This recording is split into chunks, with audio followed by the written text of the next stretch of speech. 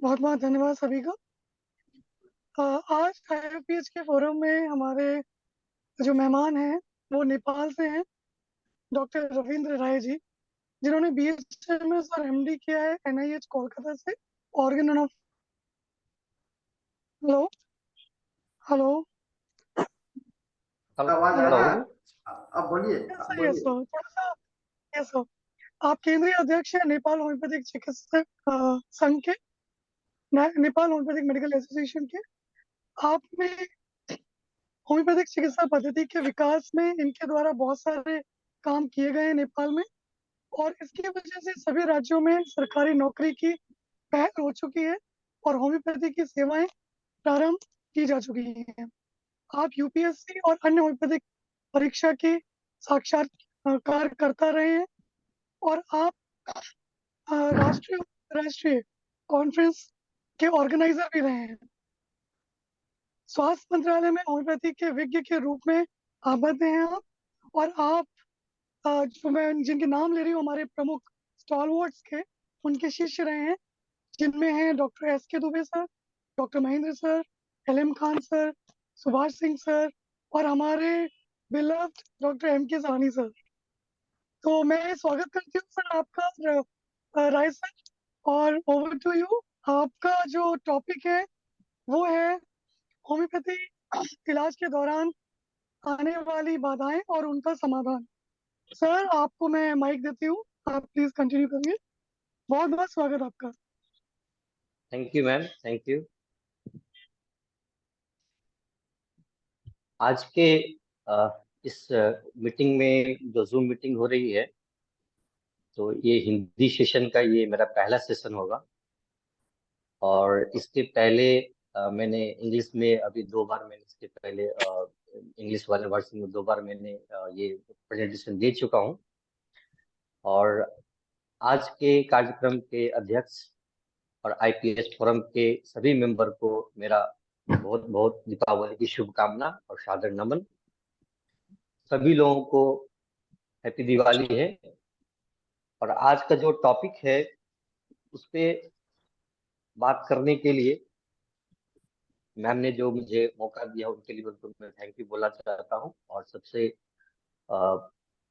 जो हमारे गुरु हैं, आदरणीय गुरु डॉक्टर एम के सानी सर, उनको चरण नमन करता हूँ। उनकी आज्ञा के साथ मैं यह प्रेजेंटेशन शुरू करना चाहता हूँ।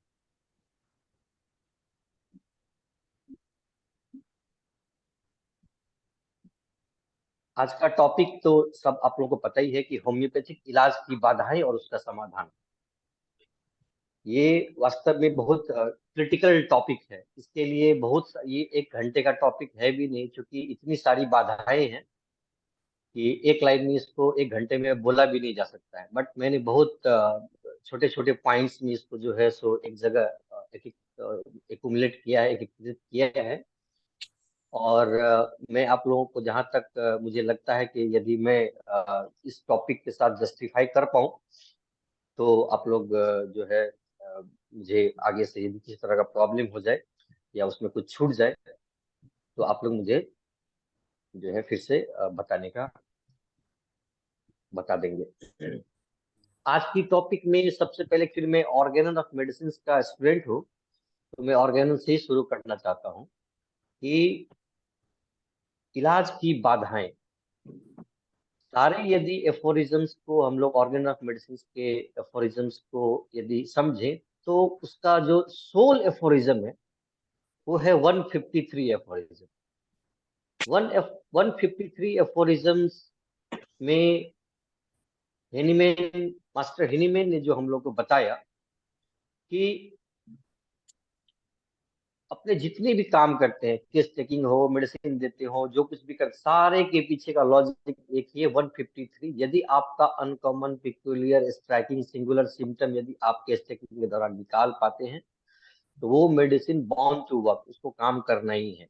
लेकिन हर एक केस में ये चीज संभव नहीं हो पाता है, जिसकी वजह से हम लोग का जो रिजल्ट जो है सो उतना जिस हिसाब से, डिजायरेबल हिसाब से हम लोग को चाहिए उतना मिल नहीं पाता है। तो इसमें क्या क्या प्रॉब्लम होते हैं कि आज के टॉपिक में हम लोग सबसे पहले फोकस करेंगे कि 153 जो केस टेकिंग है, ये कैसे हम लोग जो है सो सिम्टम्स अनकॉमन पिक्यूलियर कैसे पहचाने पेशेंट में, ये समझना हम लोग को बहुत जरूरी है। ये निकालने के पीछे का बहुत सारा जो एक मास्टर हैनीमैन ने पूरे ऑर्गन में बताया है, वो मैं उन सारे चीजों को आपको एक एक करके बाद में इलेबोरेट करूंगा। इसके बाद सेकंड जो इसमें प्रॉब्लम होती है कि सही दवा की पहचान कैसे करें। मेडिसिन से अनकॉमन पिक्यूलियर निकल गया मान लीजिए, या केस टेकिंग कर लीजिए, इसके बाद हम लोग सही मेडिसिन का पहचान कैसे करेंगे, क्योंकि एक ही डिजीज के लिए बहुत सारे अपन को जो है सो मेडिसिन होते हैं। तो उसमें भी जो है पिक्यूलियर मेडिसिन हम लोग कैसे करें कि उस केस के लिए वो फिट हो जाए। 3 नंबर का जो होगा कि केस टेकिंग में किन बातों पे ज्यादा ध्यान देना चाहिए हम लोग, केस टेकिंग करते समय क्या ऐसा देखें, और किस सिम्टम्स को हम लोग प्राइम सिम्टम या केंद्र का सिम्टम माने, और उसके आधार पे हम लोग मेडिसिन का या केस का एनालिसिस करें। इसके बाद केस टेकिंग के बाद जो चुना हुआ लक्षण है, उस सिम्टम्स का जो कैटेगरी करेंगे, तो कैसे सिम्टम्स को, किस सिम्टम्स को प्राइम सिम्टम, किसको सेकेंडरी, किसको टर्शरी, इस तरह से हम लोग एक्यूमुलेट करके, और किस सिम्टम्स को हम लोग जो है सो नहीं भी लेंगे तो काम चलेगा, इस तरह का एक हम लोग पहचान करेंगे। इसके बाद क्यों टोटलिटी सही होने पर भी हमारा मेडिसिन जो है वर्क नहीं करता है, इसके पीछे भी कुछ बातें हैं जो हम लोग आज के टॉपिक में डिस्कशन करेंगे। तो सबसे पहले आज के टॉपिक में हम लोग चलते हैं एफोरिज्म 153 के जो बात है, उसमें एक ही चीज ये कहा गया है कि केस टेकिंग, केस टेकिंग को हम बोलते हैं case perceiving, not taking, perceiving. Perceiving मतलब होगा कि आप क्या देखते हैं। आप जब पेशेंट इंटर करता है, आप एज अ पेशेंट क्या देखते हैं, आप क्या लिखते हैं, उससे वो सेकेंडरी हो जाएगा, लेकिन आप पहले देखते क्या है। एक छोटा सा एग्जांपल भी मैं देना चाहूंगा कि यदि कोई किसी का मर्डर हो जाता है, तो जब अदालत जाता है, तो अदालत में भी जज जो है, जो सबसे पहले केस का गवाह उसको देख, प्राइम माना जाता है गवाह, जो आंखों से देखा रहता है। इसके बाद जो बोलता है वो सेकंड, और जो लिख के देता है वो टर्सरी। तो पहला प्राइम चीज जो हम लोग मानेंगे, जो अपनी आंखों से देखे, उसको हम लोग फर्स्ट बिलीव करेंगे। तो केस टेकिंग में जो हम लोग काम करेंगे कि जब पेशेंट इंटर करता है, उस समय हम लोग पेशेंट में क्या क्या देखेंगे, उसमें हम लोग ऑब्जेक्टिव सिम्टम्स पे बहुत ज्यादा ध्यान देंगे। और वो जो ऑब्जेक्टिव सिम्टम्स हम लोग को मिलेगा, वो एक प्रकार का उस पेशेंट के लिए, और जो डिजीज लेके आएगा, सो कॉल्ड की लक्षण, उसके पास जो भी लक्षण होंगे, उसमें वो जो आपको दिखेगा ना, वो प्राइम सिम्टम होगा, जिसको हम लोग बाद में यदि बहुत पिक्यूलियर, अनकॉमन पिक्यूलियर की जगह पे उसको हम लोग रख सकते हैं, लेकिन केस टेकिंग के बाद। इसके बाद में जो सेकेंड चीज होती है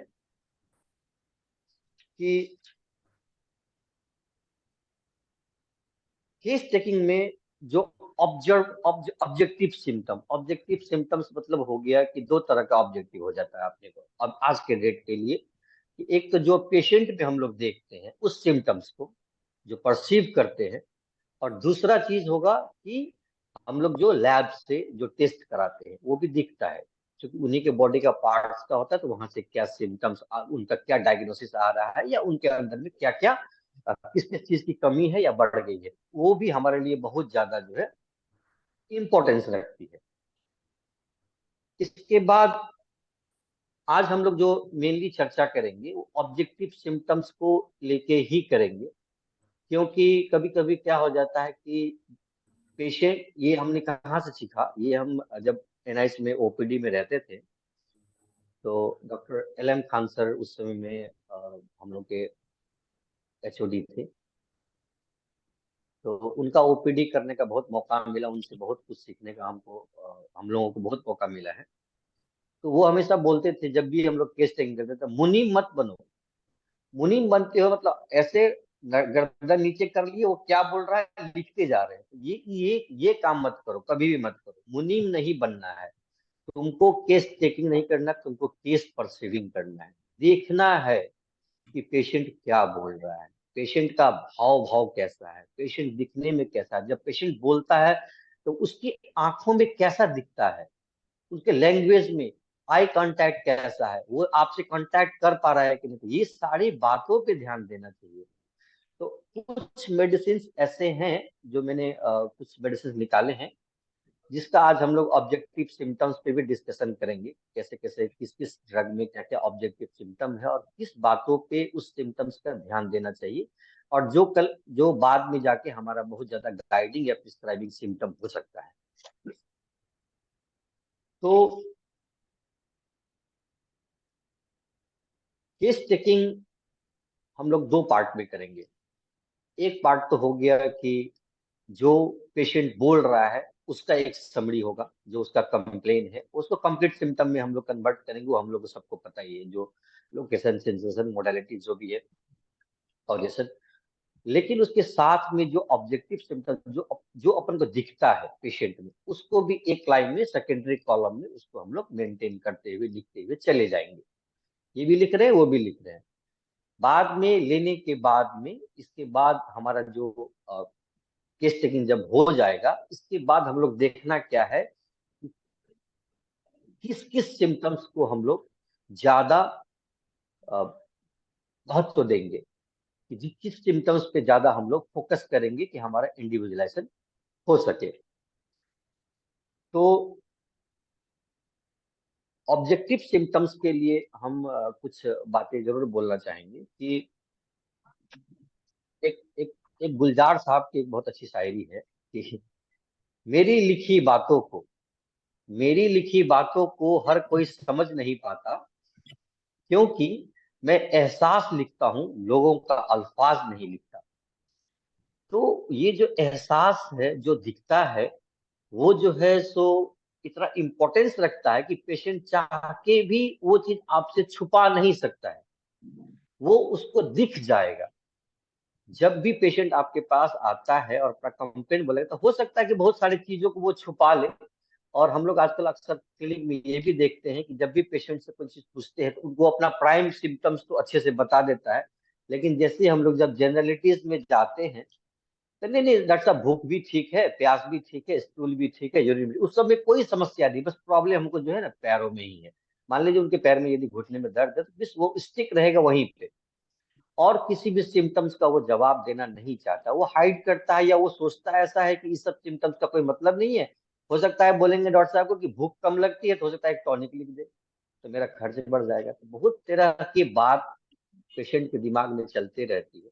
तो इसीलिए पेशेंट को सबसे पहले हम लोगों को ये समझाना भी जरूरी है कि देखिए, हम लोग जो सिम्टम्स लेते हैं वो आपके मेडिसिन निकालने के लिए ले रहे हैं, कि अच्छे से अच्छे सिम्टम्स हमारे पास आए, और जिसके बेसिस पे आपको एक मेडिसिन ऐसा दे जो आपके सारे कंप्लेन को।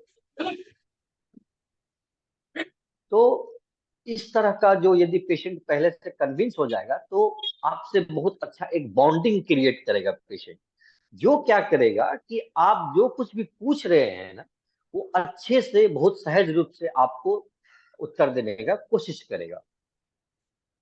तो एक हम अभी ऑब्जेक्टिव सिम्टम्स पे ही एक मेडिसिन हम अभी डिस्कस करना चाहते हैं, जैसे सिपिया।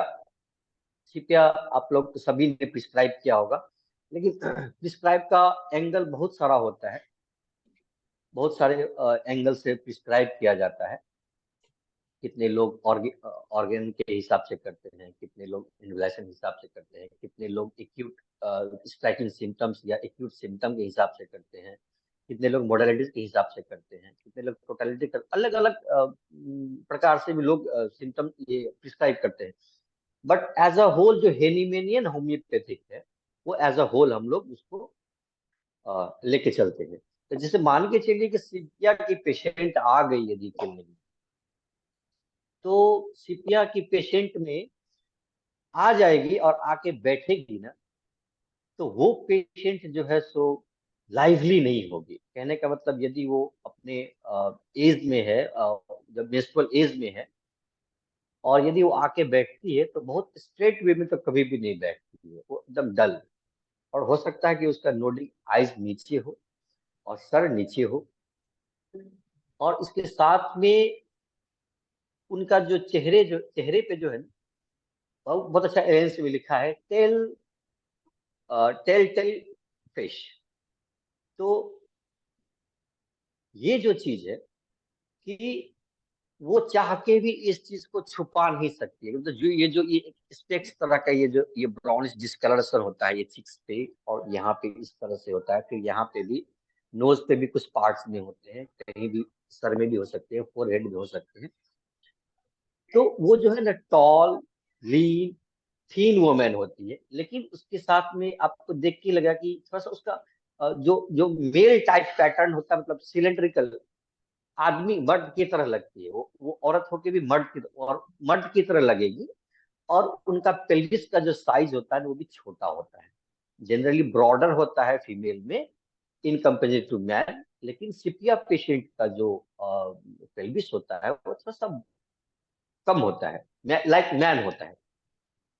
और हाइपर पिगमेंटेशन आपको फेस में खास करके और फोरहेड में आपको कहीं न कहीं जो है जनरली देखने के लिए मिल ही जाता है। और खास करके कभी कभी आप देखिएगा ना, उनके आईज में, स्क्लेरा में भी पिगमेंटेशन होता है, और टंग में भी कहीं कहीं आपको पिगमेंटेशन मिल जाएगा। नेक रीजन में भी होता है, ये नेक रीजन में पिगमेंटेशन उनका इस नेक रीजन में भी आपको मिल जाएगा। और खास करके ये जो हाथों की ये जो एरिया है ना, यहाँ पे देखिएगा ना, ये नक्कल एरिया है, ये हाँ, इस तरह का ज्वाइंट इंटरफेरेंजियल ज्वाइंट, नक्कल एरिया, इस पे भी देखिएगा hyper pigmentation, dark brown colour का ये पिगमेंटेशन रहेगा इस एरिया में। हाँ, तो ये सब चीजों को जो है ध्यान देना है पेशेंट को। यदि सीपिया पेशेंट आएगी तो ये सब लक्षण आपको क्लिनिकली देखने के लिए मिलेगा। और सीपिया पेशेंट के बारे में ऐसा बोलता है, मतलब एक हम ओपीडी में हम लोग जो सीखे हैं कि जवानी में कोई भी लड़की खूबसूरत होती है, कोई भी जानवर भी खूबसूरत होती है, लेकिन शिपिया पेशेंट को देख के आपको खूबसूरती नहीं लगेगा।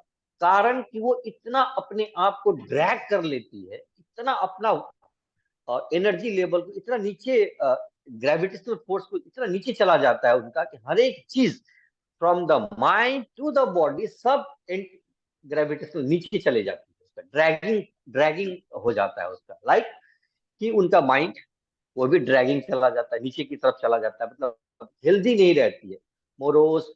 उनको जो है सो कहने का मतलब है कि बहुत ज्यादा सफरिंग, उनको वो लाइवली नहीं रहती है।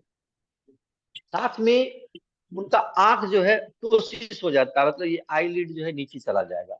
हाँ, थोड़ा सा ड्रूपिंग रहेगा, एक भी हो सकता है, बोथ भी हो सकता है, लाइक जेलसिंग। हाँ, साथ में मेंटली भी वो फिट नहीं रहती है, मतलब उनका जो एक एवर चार्म होता है ना, वो भी नहीं रहता है। और सोशली जो है वो कट के रहती है, उनको पसंद नहीं है सोशली, इवन कि अपना हस्बैंड, अपने चिल्ड्रन, अपने फैमिली से भी कट के रहना चाहती है। और साथ में देखिएगा तो जो ड्रैगिंग चीज है, ड्रैगिंग मतलब फोर्स बिलो टू अर्थ, तो वहां पे क्या होता है कि लिकोरिया का आपको हिस्ट्री मिल ही जाएगा, तो डिस्चार्ज हो रहा है, प्लस यूट्रस का प्रोलैप्स भी हो जाता है, वो भी ड्रैगिंग चला गया नीचे। मतलब एज अ होल यदि हम सीपिया पेशेंट को देखेंगे तो she is just like a statue. जैसे स्टैचू रहती है, एक ऐसे अपने बैठ गए तब वो हिल भी नहीं सकती है, लाइक दैट, वो पर्सनालिटी सिपिया पर्सनालिटी होता है। साथ में सिपिया पेशेंट में हम लोग क्या देखते हैं, उनके जो ये लोअर लिप्स होती है ना, लोअर लिप्स, उसमें आपको ये फुला हुआ रहेगा, ये लोअर लिप्स, और क्रैक भी रहेगा वहां पे। लोअर लिप स्वेलिंग रहता, साथ में क्रैक्स भी मिल जाएगा आपको। साथ में एक चीज आपको बहुत इंपॉर्टेंट चीज क्या होता है कि सीपिया पेशेंट का जो, जैसे लाइक कोई भी इरप्शन या ऐसा कुछ मिलेगा ना, तो या कोई भी इरप्शन आपको यदि लीनियरली मिले, लाइक दैट कि कहीं वार्ड्स मिल गया, तो मान लीजिए कि हैंड में है तो 1 2 3 ऐसे लीनियर में है, मान लीजिए 1 2 3 सीधा है, लाइन में है, हाँ, ये यदि गर्दन में है तो 1 2 3, हाँ ऐसे करके लीनियर लाइन में यदि आपको कोई इरप्शन मिलता है, हाँ, जो लीनियर हो, लाइन में हो, तो वो जनरली सीपिया पेशेंट में ऐसा लीनियर देखा जाता है। तो वहां पे हम लोग सीपिया के लिए सोच सकते हैं, लाइक मोल्स हो गया, वार्ट्स हो गया, या कोई भी इरप्शन, लाइक एथीजा में भी होता है। तो इस तरह का लीनियर चीज को हम लोग हमेशा ध्यान रखेंगे। यदि आप लोग ड्रैगिंग याद रखेंगे तो ऑलमोस्ट सीपिया आपको समझ में आ जाएगा कि लाइक स्टैचू, सीधा, dragging force mentally, physically, socially, सब drag, plus uterus drag, leucorrhoea dragging, इसके बाद में ये जो इरप्शन होगा वो भी ड्रैग फॉर्मेशन में लीनियरी। तो ये एक सिम्टम से आप सीपिया को अच्छे से समझ सकते हैं।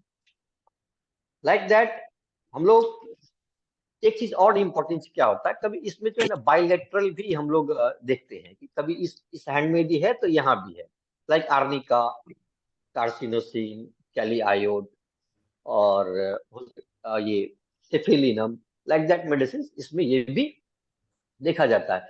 साथ के साथ हाइपर पिगमेंटेशन का केस तो ऑलमोस्ट बहुत सारे सीपिया केस में दिखता ही दिखता है। तो हम लोग अब सेकेंड मेडिसिन में जाते हैं, जिसका नाम है कार्सिनोसिन। इसमें भी हम लोग कुछ ऑब्जेक्टिव सिम्टम्स पे जरूर ध्यान देना चाहते हैं कि ऑब्जेक्टिव सिम्टम्स कैसा होता है कार्सिनोसिन का। कि कार्सिनोसिन पेशेंट जो है ना, उनका जो एपियरेंस होगा ना, वो कैफे ऑलेट एपियरेंस होता है। इसका मतलब क्या होता है कि यदि अपन जो कॉफी है ना, कॉफी में जब मिल्क मिलाते हैं, इसके बाद इस तरह से चलाने के बाद में ऊपर का जो लेयर होगा ना, जो बनता है, that is the cafe owlet, उसको कॉम्प्लेक्शन बोलते हैं, वो अपीयरेंस हुआ उस तरह का दिखेगा पेशेंट, कार्सिनोसिन पेशेंट का। उसके साथ में क्या दिखता है कि मल्टीपल मोल्स होते हैं फेसेस में, बॉडीज में, जहां भी मोल्स आपको मिल जाएंगे, आइदर ब्लैक मोल्स और व्हाइट मोल्स, ठीक है। साथ में अग्री स्केलरा पे आप ध्यान देंगे तो ब्लू स्केलरा दिखेगा आपको। और कार्सिनोसिन पेशेंट का बहुत अच्छा, जो जो बच्चे होते हैं, बच्चे जो आपके यदि पेशेंट आते हैं जो कार्सिनोसिन बच्चे होते हैं, उसमें जनरली देखा गया, यदि आप पूछेंगे, यदि फैमिली हिस्ट्री में मान के चलिए कि कैंसर का हिस्ट्री है या कार्सिनोसिन उस तरह का अपीयरेंस है बच्चे का, तो यदि पूछेंगे तो उनका स्लिप पैटर्न बहुत ही यूनिक होता है। वो जो है ना, बहुत कर्ल्ड पोजिशन में रहते हैं एकदम, कि जैसे बच्चे जो है साइड वाइज जाके घुटने को आगे करके और सर को नीचे करके एकदम कर्ल्ड पोजीशन में रहेंगे, इस तरह से वो सोता है। और कोई कोई बच्चे जो है सो पेक्टोरल पोजीशन से भी जो है सोता है। साथ में ही यदि आपको ऐसा कोई कार्सिनोसिन पेशेंट यदि अ, है, और तो यदि उनके साथ में यदि इंसोम्निया का कोई यदि आपको हिस्ट्री मिले कि इंसोम्निया, नींद नहीं आ रही है, और कोई ऐसा कॉजलेस है, कोई ऐसा कॉज नहीं है बट लेकिन उसको नींद नहीं आ रही है, और साथ में यदि आपको ये कैंसर का फैमिली हिस्ट्री यदि मिल जाए, एट दैट टाइम कार्सिनोसिन बहुत अच्छा वर्क करता है। साथ के साथ यदि आजकल देखते हैं कि बहुत सारे पेशेंट ना हिल पेन लेके आते हैं। हिल पेन में जो हिल का पेन होता है, कभी यूनिलेटरल भी होता है, कभी बाइलेटरल भी होता है।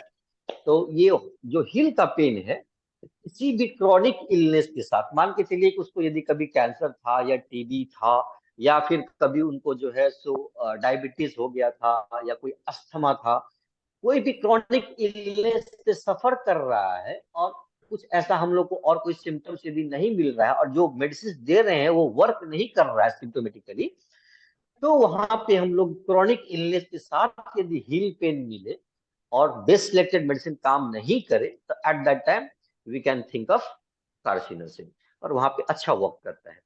और एक मैं अपना क्लिनिकली भी बता रहा हूँ, एक यदि एडिनोइड टॉन्सिल्स का, जो एडिनोइड ग्लैंड होते हैं उसका यदि ऑपरेशन हो जाता है, उसके बाद भी यदि पेशेंट में समस्या तो रहती है, तो उसमें एडिनोइड ऑपरेशन के बाद चिल्ड्रन में भी यदि प्रॉब्लम हो, एडिनोइड थ्रोट का, और यदि हियरिंग का प्रॉब्लम हो, तो एट दैट टाइम हम लोग कार्सिनोसिन बहुत अच्छा वर्क करता है। और रेपर्टरी में भी ये सिंगल मेडिसिन है। और इसके लिए एक और हम मेडिसिन जरूर, इसके लिए कार्सिनोसिस एक सिम्टम्स और जरूर इम्पोर्टेंट है, ये कि जो जो ये एक्यांथोसिस बोलते हैं, जो छोटा छोटा स्मॉल स्मॉल जो है ना, नेक्स्ट में देखिएगा छोटा छोटा छोटा छोटा इरप्शन रहेगा, क्या लाइक वाट्स तो नहीं रहता है वो, और ये एरिया एकदम थोड़ा हल्का सा थोड़ा सा डार्क रहेगा। जितना फेस उनका क्लीन होगा, थोड़ा सा ये नेक एरिया हल्का सा डार्क रहेगा, शैलो रहेगा, उसमें बहुत सारा ग्रैन्यूल्स आपको या छोटे छोटे इरप्शन आपको मिल सकते हैं। तो ये कुछ सिम्टम्स हैं कार्सिनोसिन के, जो बहुत ज्यादा यदि क्लिनिक में आपको ये सब सिम्टम्स मिले तो you can think of carcinosin. इसी तरह हम लोग थर्ड मेडिसिन में चलते हैं, कॉस्टिकम। कॉस्टिकम में क्या होता है, यदि कॉस्टिकम पेशेंट आएगा आपके पास, तो वो पेशेंट का जो है यदि बैठेगा और उनको यदि ज्वाइंट का प्रॉब्लम है, तो देखिएगा अपने पास तो एक्यूट तो बहुत कम आते हैं ज्यादातर क्रोनिक। उनका जो ना कंट्रैक्चुअल प्रॉब्लम होता है, उसमें क्या होता है कि टेंडन्स का जो है ना कॉन्ट्रैक्शन हो जाता है, तो उंगली इस तरह का मुड़ जाएगा, या फिर कहीं से कहीं ऊपर रहेगा कहीं नीचे रहेगा इस तरह से, तो अपने अलाइनमेंट में नहीं रहेगा, वो कहीं ना कहीं बेंट हो जाता है, वो सीधा नहीं होता है। लाइक यहाँ हो सकता है, यहाँ पे शोल्डर्स ज्वाइंट में हो सकता है, कहीं और किसी भी ज्वाइंट में वो प्रॉब्लम हो सकता है। ये सिम्टम्स आपको देखने के लिए मिलेगा, खास करके फिंगर्स एरिया में। और यदि आंखों में आप उनका देखिएगा ना, तो ये उनका जो है टोसिस होता है, ये भी उनका जो है ये थोड़ा ड्रूपिंग रहता है, ठीक है।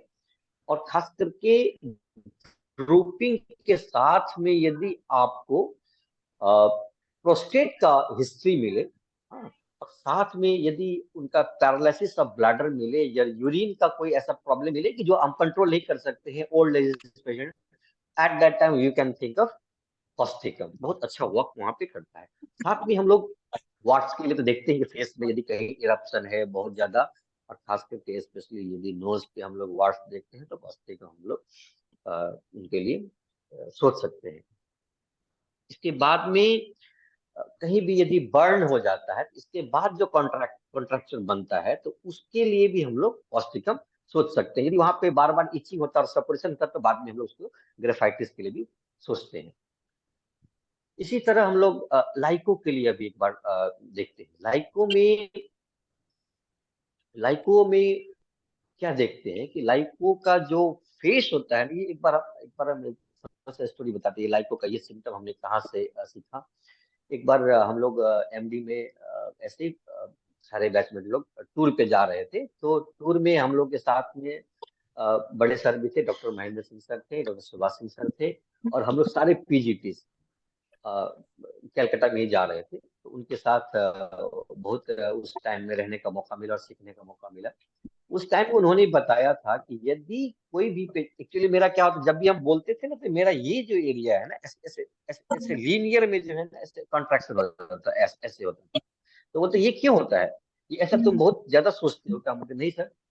तब उस समय उस बातों से बात आया, तो उन्होंने बता रहे थे, तो वो बोले कि यदि पेशेंट के फोरहेड में इस तरह का, यदि यहाँ पे इस तरह का आपको यदि ये मार्किंग मिले इस तरह का, हाँ, तो आप लाइको सोच सकते हैं। रिंकल्ड फोरहेड में इस तरह का रिंकल्ड यदि दिखे, तो आपको लाइको सोच सकते हैं। इसके साथ में ही नोज जो है ना, ये इस तरह का डायलेटेड रहेगा, थोड़ा सा हल्का, अब जैसे सीधा है थोड़ा सा हल्का सा, थोड़ा सा ऐसा रहेगा।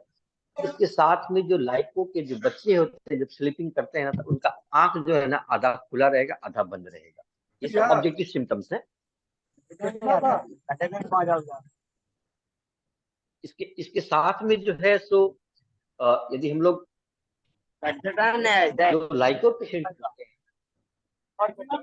जो लाइको पेशेंट होते हैं ना, वो जब स्टार्टिंग में आपके साथ जब क्लिनिक में आएंगे ना, तो वो जल्दी से जो है ना आपके साथ खुलेंगे नहीं। कुछ सिम्टम जो प्राइम सिम्टम है, वो कुछ कुछ पहले बोल लेंगे, बोलने के बाद वो चुप हो जाते हैं। लेकिन जब आप उनको कन्विंस कर लेंगे अपनी बातों से थोड़ा सा, तब वो खुलना जब शुरू होगा ना, तब वो तो ऐसा खुल जाएगा कि एकदम जो है सो, जब वो अपना पास्ट हिस्ट्री या जब खुलने के साथ एक एक बॉन्ड अप जब पेशेंट और डॉक्टर का जब बन जाता है, तो तब लाइको पेशेंट जब एक्सप्लेन करना स्टार्ट करता है, तो वो एवरीथिंग एग्जैक्ट मैनर में एक्सप्लेन करेगा। जिससे मान के चलिए कि यदि उनको पहले कहीं हॉस्पिटल में यदि कोई पास्ट इलनेस था तो वो बताएंगे कि हमको, देखिए उस दिन हम गए यहाँ पे बैंगलोर गए, बैंगलोर जाने के बाद में डॉक्टर ने मुझे 3 बजे का अपॉइंटमेंट दिया, मैंने 3:10 में सर के पास वहाँ मेरा नंबर आया, 3:50 पे या आधा घंटा के बाद में डॉक्टर ने मुझे देखने के बाद टेस्ट लिखा, 2 घंटा में बैठा,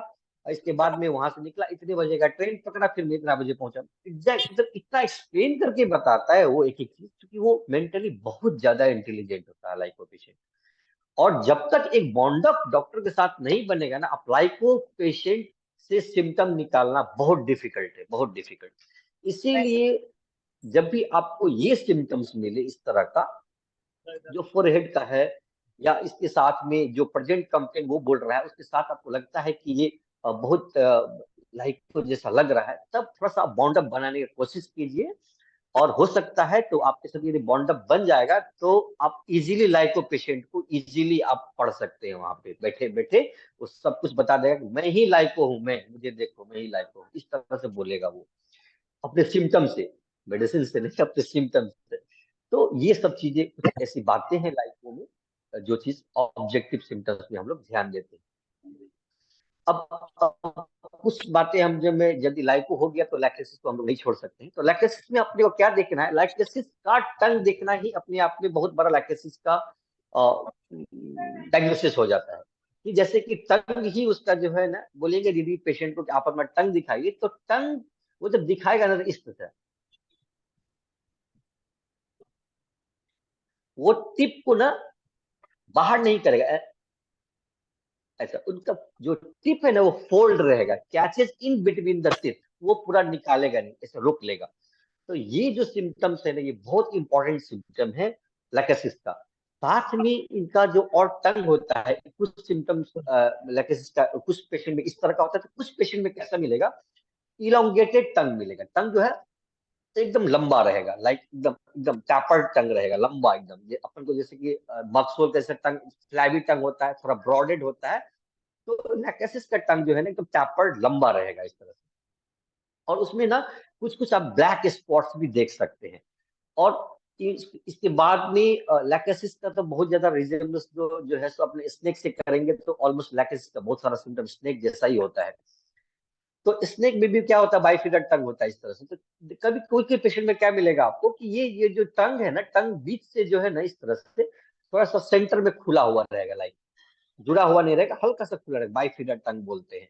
तो वो देखेंगे तो उसके लिए भी आप लाइकोसिस अपने दिमाग में रख सकते हैं।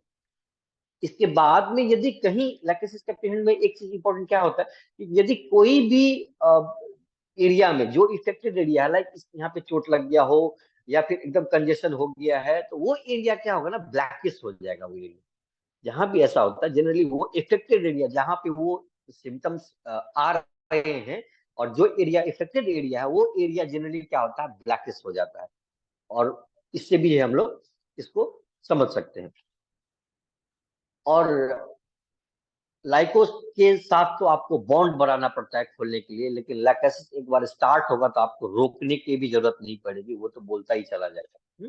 तो ये भी एक जो मेंटल सिम्टम्स है जो लैक्टेसिस का बहुत ज्यादा इंपॉर्टेंट साइन होता है। और साथ के साथ में इनवॉलेंट्री साइनिंग होता है, थोड़ा थोड़ा बेट में ना थोड़ा थोड़ा बोलेगा और एक लंबी सांस लेके फिर थोड़ा छोड़ेगा। तो ये लाइक इग्नेशिया, इग्नेशिया में भी इसी तरह का इनवॉलेंट्री साइनिंग है जो लैक्टेसिस में भी आपको देखने के लिए मिल जाएगा। तो ये सब यदि सिम्टम्स मिल, सिम्टम्स तो बहुत सारे हैं लेकिन मैं सिर्फ ऑब्जेक्टिव सिम्टम पे ही फोकस करता हूं कि जो पेशेंट नहीं बोल रहा है लेकिन आप उनको देख रहे हैं और देख के समझ रहे हैं कि ओहो ये सिम्टम है, ये सिम्टम है, उसको क्या करना है अपन को, एक right side left right side का कॉलम में एक ऑब्जेक्टिव सिम्टम्स, बाकी लेफ्ट साइड के कॉलम में जो भी बोल रहा है उसको लिखते जाना, जो दिख रहा है अपना लेफ्ट राइट में लिखते जाना है। तो इससे क्या होगा कि जो कुछ भी हम दिख रहे हैं और जो नहीं बोल पा रहा वो भी हम देख पा रहे हैं, that is the case perceiving. तो वो जो सिम्टम्स होगा ना वो बहुत इंपॉर्टेंट सिम्टम होगा जो हम लोगों को बाद में इंडिविजुअलाइज करने में बहुत ज्यादा काम होगा। इसी के साथ में एक मेडिसिन अभी है जो कि मक्सोल है। मक्सोल में क्या होता है, उनका टंग, मक्सोल का मैक्सिमम पेशेंट ना टंग से पहचान में आ जाता है कि ये मक्सोल पेशेंट है। उनका टंग ही इतना पिक्यूलियर होता है कि और कोई सिम्टम्स उतना जरूरी भी नहीं लगता है। जब भी मरकरी का पेशेंट का टंग देखेंगे ना, एकदम फुल ऑफ सलाइवेशन ऐसा रहता है, एकदम लगेगा कि एकदम पूरा भीगा हुआ है, रैल रैल दिखता है, और साथ में ना लार्ज होता है एकदम से टंग, थोड़ा लंबा बाहर की तरफ, और ब्रॉड होगा एकदम से, थोड़ा सा चौड़ा टाइप का इसका टंग रहेगा। साथ में क्या होता है, इनके टंग के साइड में ना इम्प्रिंट्स ऑफ टीथ रहेंगे, ऐसे जो कॉर्नर जैसे जो ये टंग है, टंग के साइड में जो है ना दांत का जो है सो उसका इम्प्रेशन, जो उसका क्या बोलते हैं उसको, इम्प्रेशन जो है वो उस पे दिखेगा आपको। तो एकदम मोटा सा टंग रहेगा, बड़ा सा होगा, थोड़ा थिकनेस ज्यादा होगा, फुल ऑफ सैलिवेशन होगा, और वो पे इम्प्रिंट सब टीथ मिलेगा। और यदि इससे भी ज्यादा देखना है तो कभी कभी आपको यहाँ पे आपको क्रैक्स भी मिल जाएगा। यदि कोई सिम्टम ऐसा मिल जाता है तो वो भी मक्सुल में हम लोग प्राय देखते हैं, लाइक एसिड नाइट्रेट, फंडोरैंगो, सीपिया, बहुत सारा मेडिसिन, लेकिन मर्क में भी ये सिम्टम देखने के लिए मिलता है। साथ में इनका जो आँख का जो पिपिल होता है ये बहुत पिकुलियर होता है, ये देखिएगा ना, ये अनइक्वल पिपुल होगा, क्या एक एक एक थोड़ा बड़ा होगा, एक थोड़ा सा छोटा होगा, ये ध्यान दीजिएगा। तो एक एक बड़ा दिखता है, एक थोड़ा सा छोटा दिखता है। और कभी कभी तो क्या होता है ना, सिलेंड्रिकल होता है, सिलेंड्रिकल मतलब ऐसे ऐसे लंबा टाइप का, गोल नहीं रहेगा, इस तरह से लंबा करके पीपल रहेगा, थोड़ा सा लीनियर रहेगा, इस तरह से सिलेंड्रिकल टाइप रहेगा। जैसे अपन कभी कभी एक बार हम देख रहे थे नागिन सीरियल, तो उसमें जो नागिन का जो प्यूपिल था ना, वो इस तरह से बन जाता है जब वो नागिन ऐसे करके सिलेंड्रिकल। तो उस समय में भी दिमाग में मरकरी आता था। एनीहाउ ये सब कुछ चीज है जो बहुत पिक्युलियर है, और जो कभी भी दिख जाए तो वो सिम्टम्स के बेसिस पे आपका वो ड्रग तुरंत दिमाग में आ जाएगा, उसके लिए आपको एक्स्ट्रा एफर्ट करने का कोई जरूरत नहीं है। बहुत जल्दी में मैं और एक दो कुछ ड्रग है जल्दी जल्दी में पूरा करना चाहता हूँ, जिसकी लाइक नेट्राम्यूर पेशेंट है, नेट्राम्यूर पेशेंट, अच्छा ठीक है, एक एक एसके दुबे सर कभी मैं एक केस जरूर बताना चाहूंगा उनसे। एक बार उनके क्लिनिक का हम लोग जब फर्स्ट ईयर में थे तो उस समय में उनका क्लिनिक जाने का सौभाग्य प्राप्त हुआ था। तो एक पेशेंट आया, पेशेंट का सारा सिम्टम्स जो है सारा लेने के बाद उन्होंने मेडिसिन प्रिस्क्राइब कर दी। प्रिस्क्राइब करने के बाद में क्या हुआ कि वो पेशेंट चला गया। जाने के बाद में जब वो मेडिसिन लेने लग गया ना, तो बार बार पूछ रहा था कैसे खाएंगे, कैसे खाएंगे, कैसे खाएंगे। तो सर सुन रहे थे, तो पेशेंट को जो है बुला लिया। एक बार समझाया, दो बार समझाया, तीन बार समझाने के बाद भी वो फिर से वो कहता था कि नहीं एक बार और समझा दीजिए। तो वो बुला के अपना प्रिस्क्रिप्शन को काट के एनाकार्डियम 10 mg 3 डोज करके भेज दिए। तो ये ऑब्जर्वेशन उनका ऐसा था कि क्लिनिक में बैठ के बाहर पेशेंट क्या बोल रहा है वो भी सुनते थे, और उनके बेसिस पे भी जो है इतना स्ट्रॉन्ग सिम्टम है, इतना मेमोरी लॉस है कि 3 बार समझाने के बाद भी फिर से कंफ्यूजन है कि कैसे खाएंगे। वो प्रिस्क्रिप्शन को काट के वहां पे एनाकार्डियम 10 mg 3 डोज करके भेज दी। तो ये सब कुछ बातें हैं जो अपने जो है गुरुओं से सीखने के लिए मिला है। और नेट्रमिट पेशेंट के बारे में, नेट्रमिट पेशेंट का जो है सो हम सबसे अधिक अपने पापा से सीखे हैं नेट्रम्यूर। एक्चुअली उनका 60% केसेस नेट्रम्यूर प्रिस्क्रिप्शन होता था, और हमको तो उस समय तो हम पढ़ के ही नया नया आए थे, तो समझ भी नहीं आता था हमको कि क्यों हर एक मतलब मैक्सिमम केस नेट्रम्यूर।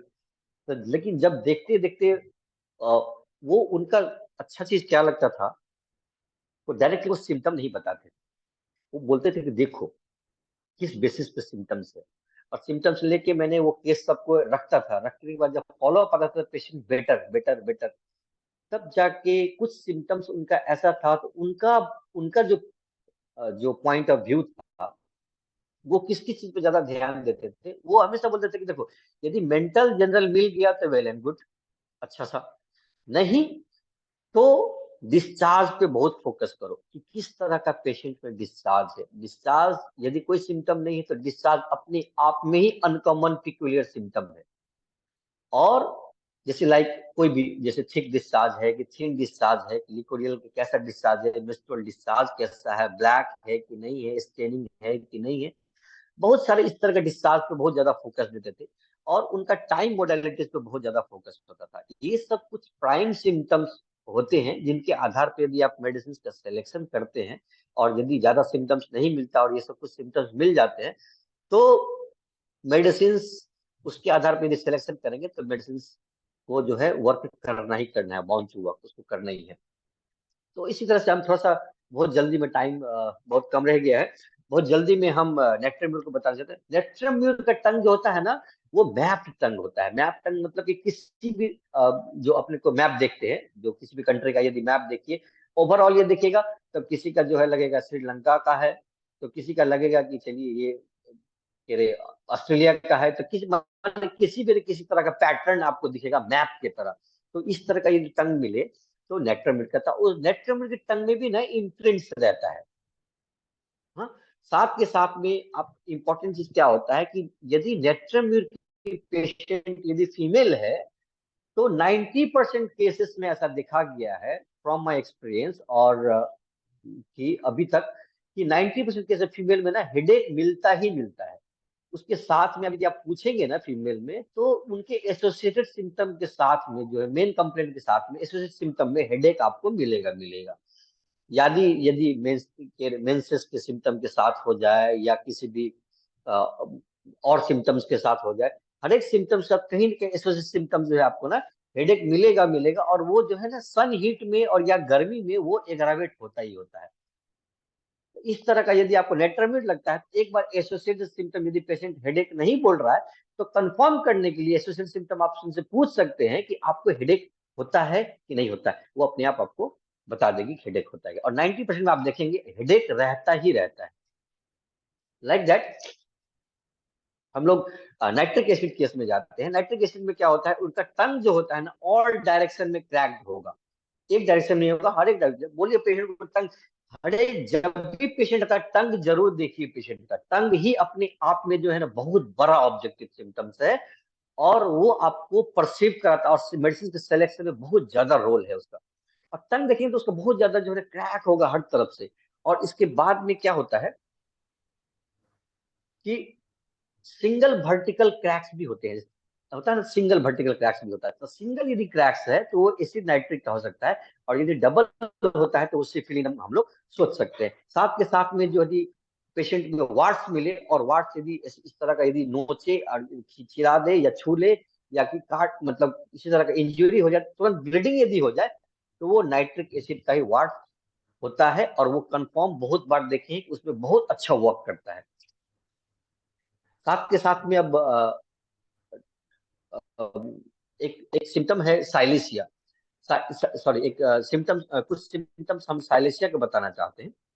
अच्छा, नाइट्रिक एसिड के बारे में मैं थोड़ा सा बताना चाहता हूँ। नाइट्रिक एसिड एक बार ओपीडी में डॉक्टर सरकार सर बता रहे थे कि नाइट्रिक एसिड का पेन जो है ना बहुत ज्यादा इंटेंस पेन होता है, और लाइक प्रिकिंग पेन होता है, जैसे सुई चुभने जैसा। और एक पाइल्स का पेशेंट आया था, तो पाइल्स का पेशेंट जो है सो जनरली क्या बेचारा आया है ना, तो चेयर खाली था लेकिन वो बैठा नहीं, वो खड़ा खड़ा ही सिम्टम्स बता रहा था। तो हम लोग बहुत बार बोले कि आप बैठ जाइए, बट वो नहीं बैठा।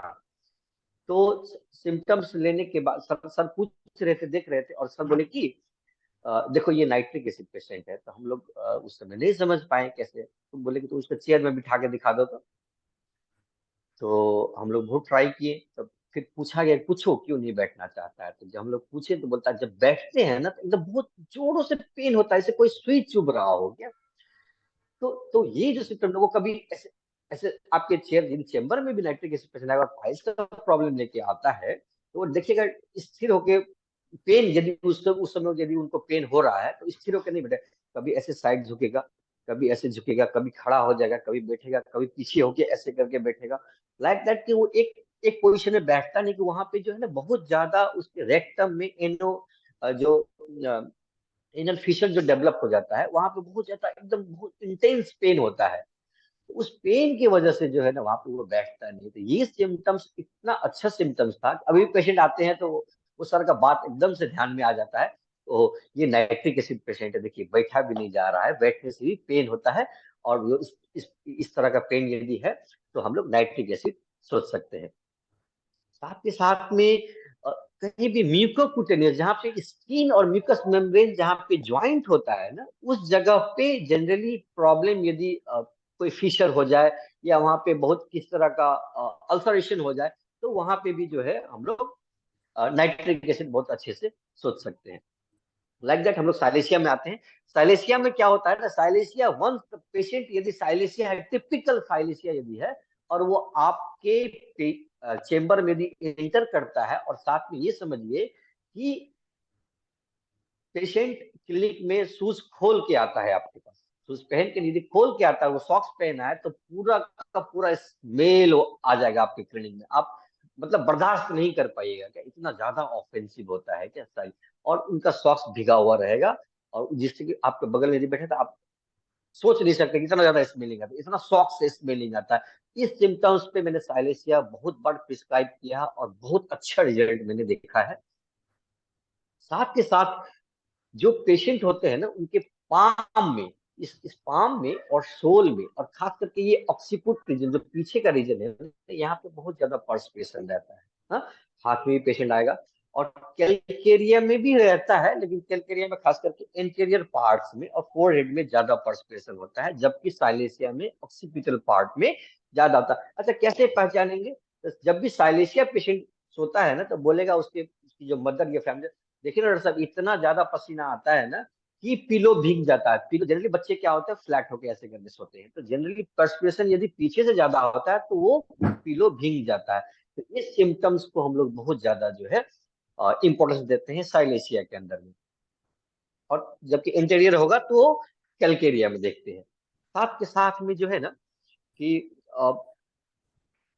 यहाँ पे जो जो साइलेसिया पेशेंट होता है, उसके जो इंड ऑफ फिंगर होते हैं ना, यहाँ पे देखिए बहुत ज्यादा क्रैक्स, आपको यदि यहाँ पे यदि बहुत ज्यादा क्रैक्स है, और वहां पे स्केलिंग हो रहा है, स्किन ऐसे से निकल रहा है, और यहाँ पे टिप ऑफ फिंगर में बहुत ज्यादा क्रैक्स यदि मिले आपको, तो हम लोग साइलेसिया सोच सकते हैं। तो ये रही साइलेसिया की बात। साथ के साथ हम लोग आज एक थायरोडिनम के बारे में, अच्छा एक हम एक बार हमको मौका मिला था, पटना गए थे, तो एक बार हम डॉक्टर सानी सर के साथ भी हमको रहने का मौका मिला था। उनसे मैंने रेपटराइजेशन सीखा, इतना अच्छा और ब्यूटीफुली रेपटराइजेशन करते हैं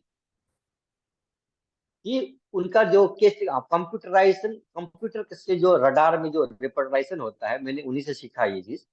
उनके ही घर में एक दिन बैठे हुए थे, और जो है सो सर बता रहे थे, केस कुछ देख रहे थे, तो वहां पे उनके पास एक बहुत मिनी एक लैपटॉप था, इतना वो घर के लिए होगा शायद। तो ये इतना बहुत अच्छा था एकदम। और उसके बाद वो खोल के सारा कैसे कैसे सिम्टम्स निकालना है, क्या करना है, कहाँ पे क्या मिलेगा, बहुत 2-3 घंटे का सेशन हुआ, और इतना ब्यूटीफुली उन्होंने एक्सप्लेन किया। कभी यदि रेपटराइजेशन सीखना हो तो इनसे बेस्ट हमको नहीं लगता है कि कोई मिलेंगे। और एनी हाउ, तो लेकिन जहां से भी जो मिले वो सीखना बहुत जरूरी है, और सीखना ही सबसे अधिक इम्पोर्टेंट होता है। एक एक हमारे सर बोलते थे क्लासेस में, यदि तुम लोग मेटेरिया का एक सिम्टम यदि अच्छे से सीख जाओगे, तो वही सिम्टम तुमको 2-3 लाख रुपया कमा के दे देगा लाइफ में। यदि एक सिम्टम तुम सीख जाओगे अच्छे से, तो वो तुमको 2 से 3 लाख रुपए दे देगा। तो कहने का मतलब है कि एक ही सिम्टम यदि आप बहुत अच्छे से जानते हैं, तो वैसा वैसा बहुत से उस सिम्टम पे आप बहुत ज्यादा प्रिस्क्रिप्शन कर सकते हो। आप उस तरह का सिम्टम बहुत ज्यादा पेशेंट यदि आपके क्लिनिक में आता है, तो वो एकदम बाउंड टू वर्क, वो उस सिम्टम्स को आप मास्टर हो गए, तो वो सिम्टम्स पे जो है आप बहुत ज्यादा जो है प्रिस्क्रिप्शन यदि करेंगे, तो आपका कभी फेल होने का चांसेस नहीं है। तो ये सिम्टम्स होते हैं अनकॉमन पिक्यूलियर स्ट्राइकिंग, जो 153 में डॉक्टर हेनीमैन बोले हैं। और इसी के पीछे सारा का सारा ऑर्गन घूमता है, एफोरिज्म 1 टू लेके लास्ट तक, कि कैसे टेस्टिंग करेंगे, क्या देखना है, कैसे देखना है, क्यों माइजन, क्यों ये, क्यों कॉन्स्टिट्यूशन, सब वही अनकॉमन पिक्यूलियर निकालने के लिए।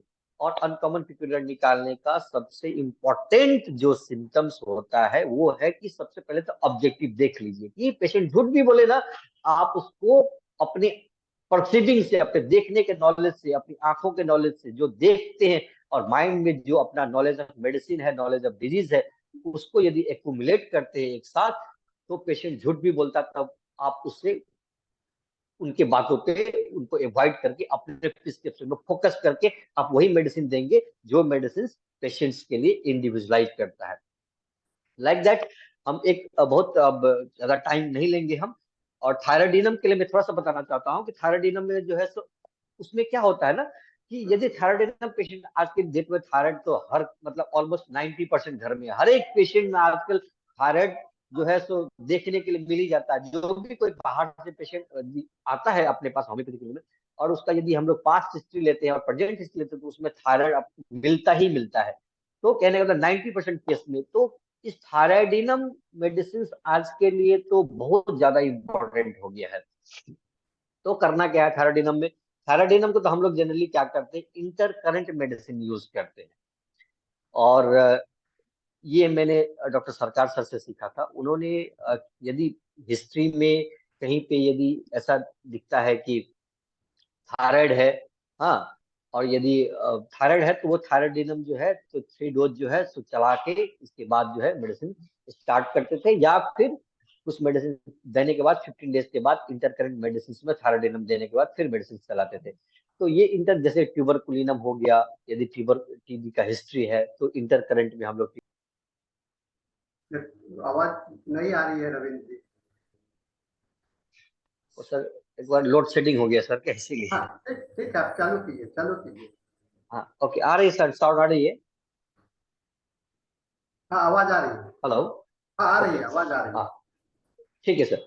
तो लास्ट में जो है सो हम लोग जो है सो एक जो इंटर करंट मेडिसिन होते हैं वो इंटर करंट मेडिसिन जो है सो थायराइडिनम और ट्यूबरकुलिनम हम लोग ऐसे चलाते हैं। साथ के साथ में जो है सो ये यदि कोई थायराइड का हिस्ट्री है और देखते हैं कि बच्चों में खास करके यदि वेल सेलेक्टेड मेडिसिन यदि फेल हो जाए।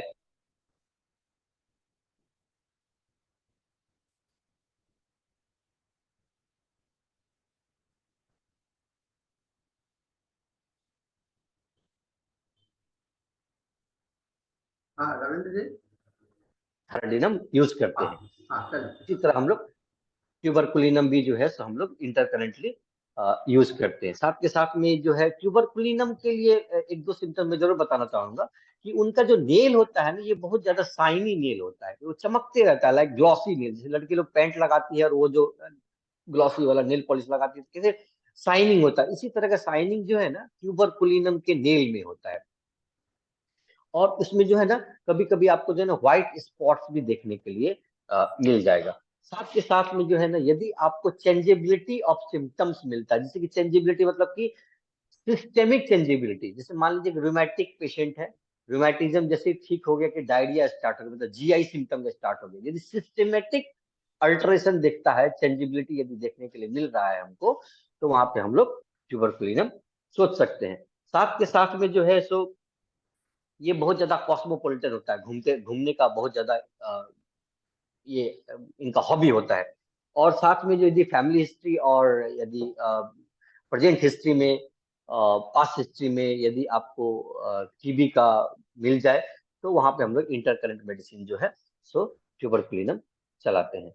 ओके, इसी के साथ मैं डॉक्टर सानी सर से बोलना चाहूंगा कि मैं अपना जो सेशन है यहीं पे विराम देना चाहता हूँ, यदि आपसे आज्ञा हो। डॉक्टर रविंद्र जी, आप थोड़ा सा अच्छा ट्यूबरकुलिनम के विषय में कुछ रिपीट कर दीजिए, क्योंकि नो सॉरी, थायराइडिनम के विषय में रिपीट कर दीजिए। थायराइडिनम के अच्छा विषय में रिपीट कर दीजिए, क्योंकि एक ऑडियंस को फिर से जानना सुनना चाहते हैं। अच्छा ठीक है। देखिए थायराइडिनम का क्या होता है ना कि थायराइडिनम पेशेंट में यदि पेशेंट के पास यदि पास्ट हिस्ट्री में भी नहीं, पेशेंट के अंदर में यदि प्रेजेंट हिस्ट्री या पास्ट हिस्ट्री में यदि थायराइड का हिस्ट्री है तो वहां पे हम लोग जो है ना थायराइडिनम को as a inter current medicine use करते हैं। और यदि सिमिलर और टोटलिटी में यदि सिमिलर सिम्टम थायराइडिनम का आ रहा है तो हम लोग डायरेक्टली जो है सो थायराइडिनम जो है हम लोग प्रिस्क्राइब करते हैं। साथ के साथ यदि थायराइडिनम का जो पेशेंट होगा उसमें देखिएगा ना एबनॉर्मल ग्रोथ होगा हेयर का, लाइक फेस में हो सकता है, पाम में हो सकता है, कभी कभी मैंने पेशेंट का पाम में भी मैंने हेयर का ग्रोथ देखा है।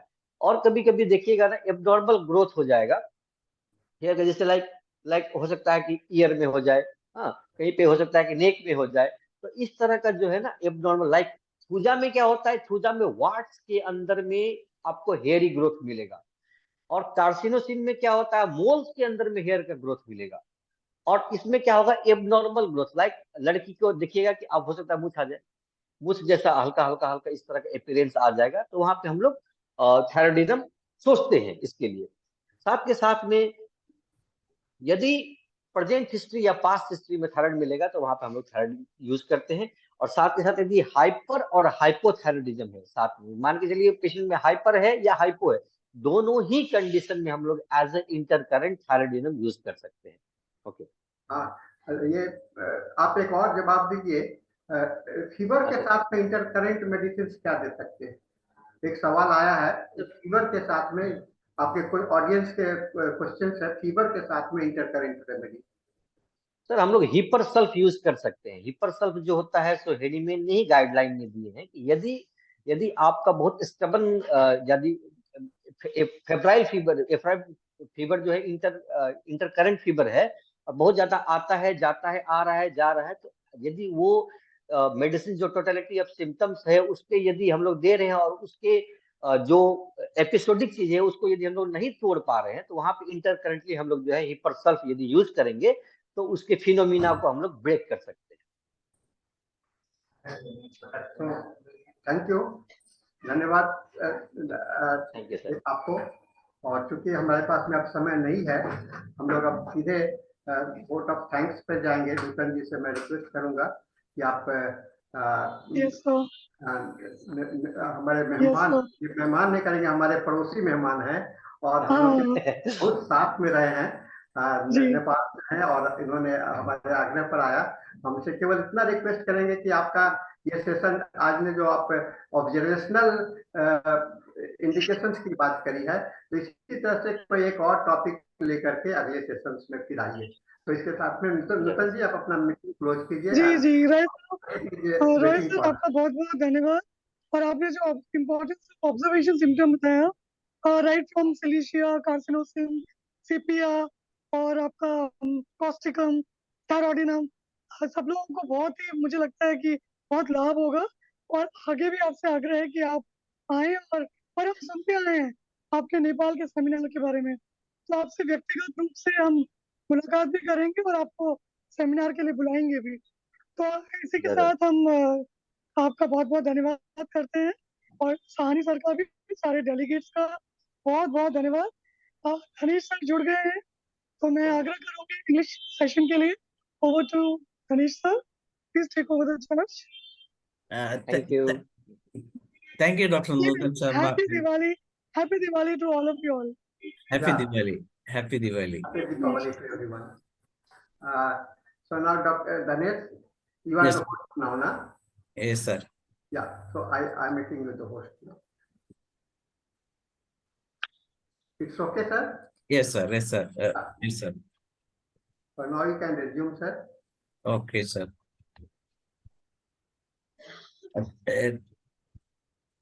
Thank you, sir. Good evening, good afternoon, and good morning. This is the 1167th day of continuous webinar conducted by International Forum for Promoting Homeopathy. Today, our guest is Dr. DEEPA RAJENIMBALKAR. Let us begin the session with 1 minute silent prayer.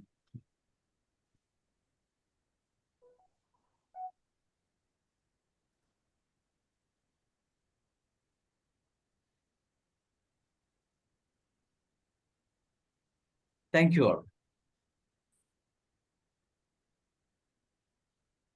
Diwali is around the corner now, and all are really enjoying the celebrations. So we, as homeopathic doctors here in the International Forum for Promoting Homeopathy, also really celebrating this Diwali with some of our very interesting and very good guest to our sessions also. And today our guest is Dr. DEEPA RAJENIMBALKAR. And she has completed her MD in pediatrics, and she is a PhD scholar also. She has a passion of to serve the people. She believes in change what you see, and believes changes can be made by education, digital platform, and awareness. A sensitive and dedicated homeopathic doctor with an excellent record of providing patient comfort and satisfaction. She is strongly active and in community working to increase awareness of homeopathic medical options. That's why she is here today, and she has a lot of experience. She is presently working at the Lifetime Healthcare Homeopathy Clinic in Bangalore, and she is the author of a book called PANCHKOSHA Homeopathy is Divine Science, and she is the Vice President of Karnataka Qualified Homeopathic Doctors Association, Bangalore, and she is an ex-secretary and associated member of the Karnataka Qualified Homeopathic Doctors Association. She is the branch head and senior doctor at Positive Homeopathy Clinic at Indiranagar, Bangalore, and practiced at DO Scientist Hostel Homeopathy Clinic also. She has completed her MD from Sarojini Homeopathic Medical College, in 2008, and she has special coaching in SCPH, in Pediatric Homeopathy, in International Center of Homeopathic Medicine, PG, Diploma in Counseling and Spiritual Health, from Annamalai University, and she had PG/NH from National Academy of Homeopathy, Nagpur, and she has presented in various seminars and latest research and studies in homeopathy, case taking and case perceiving, synopsis presented on chikungunya, metromedica for children, concept, living life and homeopathy, Panchkosha homeopathy, divine science, and she has also presented seminar on homeopathic management of COVID-19, and she has received so many awards also. She had attended so many conferences. So such a nice person. Tonight she will be discussing about one of the best thing, that is Panchkosha. Homeopathy is a divine science, holistic healing. So let us begin the session. We are proudly welcoming you, Doctor, to this international forum to begin your session. Yes, you can begin the session now. Thank you, sir. Thanks a lot. I am audible? I am visible? Yes, everything is fine. You are visible and audible. And PPT. yes, PPT. PPT. Yes, we can see your PPT also. Thanks a lot. Hearty congratulations to Team Ifph for giving opportunities to all the homeopaths, and wishing happy Diwali to everyone. And let us begin my session. So my session, tribute to our master Hahnemann, who is having a tremendous knowledge all around, right from skills, different. So my session, tribute to Samuel Hahnemann. So let us start the session. Panchakosh are discussed in Brahmanandavali chapter of Tritaya Upanishada, which is a part of Tritaya Samhita of Krishna Yajurveda. It gives a detailed description of dimensions of human personality. Nowadays we see there is all around, we are talking about the holistic wellness. Holistic, everyone want, many things are coming up. So I am trying, this is my work, how I have correlated homeopathic aphorisms with the Panchakosha. So where the main basic, where is the base? The base is in Brahmanandavali, in the Upanishads. As we stay in India, we are having a rich, inherent Ayurvedic and other pathies are there, the origin. And so what is the Panchakosh? Panchakosh is the concept in yogic philosophy that there are 5 layers or sheets around the human soul. The term comes from Sanskrit, Pancha, 5, and Kosh. Pancha means 5, Kosh means sheet. So Panchakosh consists of Annamaya Kosha, Pranamaya Kosha, Manomaya Kosha, Vigyanmaya Kosha, and Anandmaya Kosha. Annamaya Kosha is related to food sheet. Pranamaya Kosha is your breathing. Inhale, exhale. Annamaya Kosha, Manomaya Kosha is your mind sheet, and Vigyanmaya Kosha is your intellect sheet, and Anandamaya Kosha is a higher, that is the bliss sheet. This same to understand in a diagrammatic form, you can see how this is layer by layer, things are. So this is your Annamaya Kosh, Pranamaya Kosh, Manomaya Kosh, Vigyanmaya Kosh, and Anandamaya Kosh. So now we will come to homeopathic part. Aphorism number 52. You just open your organon of philosophy. There are two principal methods of cure. Divine homeopathy. There is the word divine homeopathy come. Footnote 157 also. The physicians may then become convinced of these divine tools for purposes of healing, but also give them free of charge to his patient.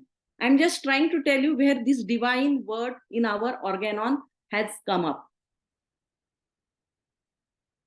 Now we combine this. Panchakosh and homeopathy.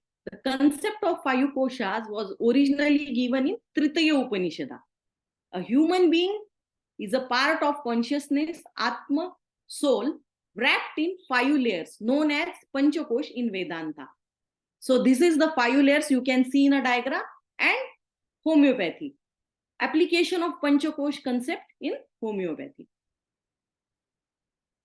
So how now Annamaya Kosh and food. So aphorism number 259 to 265 is related with diet and regimen. Aphorism number, everything must be removed from the diet and regimen which can have any medicinal action. Aphorism number 260, disease causing errors in the diet and regimen which often pass unnoticed.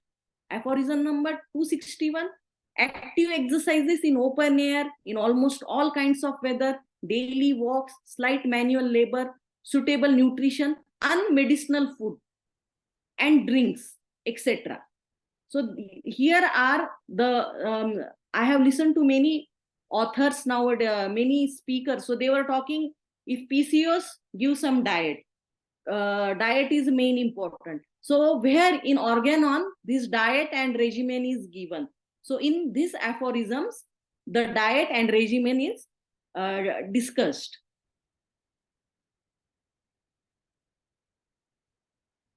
Footnote 140. Again, see what we are nowadays don't drink more tea, more coffee.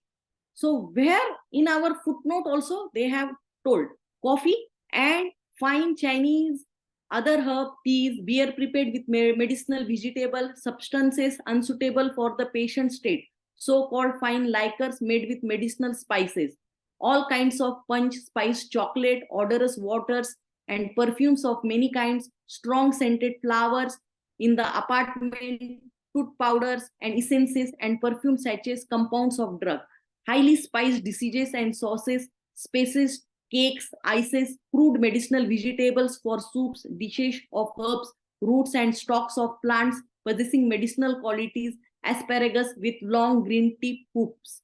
So they are giving us this can be affected. So again it is continued. All vegetable possessing medicinal properties, celery, onions, old cheese and meats that are in the state of decomposition or that passes medicinal properties, as the flesh and fat or pork, ducks and geese or veal that is too young and sour-winds. Avoid all excesses in food and in the use of sugar and salt, as also spirituous drinks, undiluted with water, heated rooms, woolen clothing, next the skin, a sedentary life in a closed apartment. This is very common phenomena in Bangalore, in metro cities, in so closed apartment, so more perfumed and all that can be affected. So all this is given in this aphorisms and in this footnote.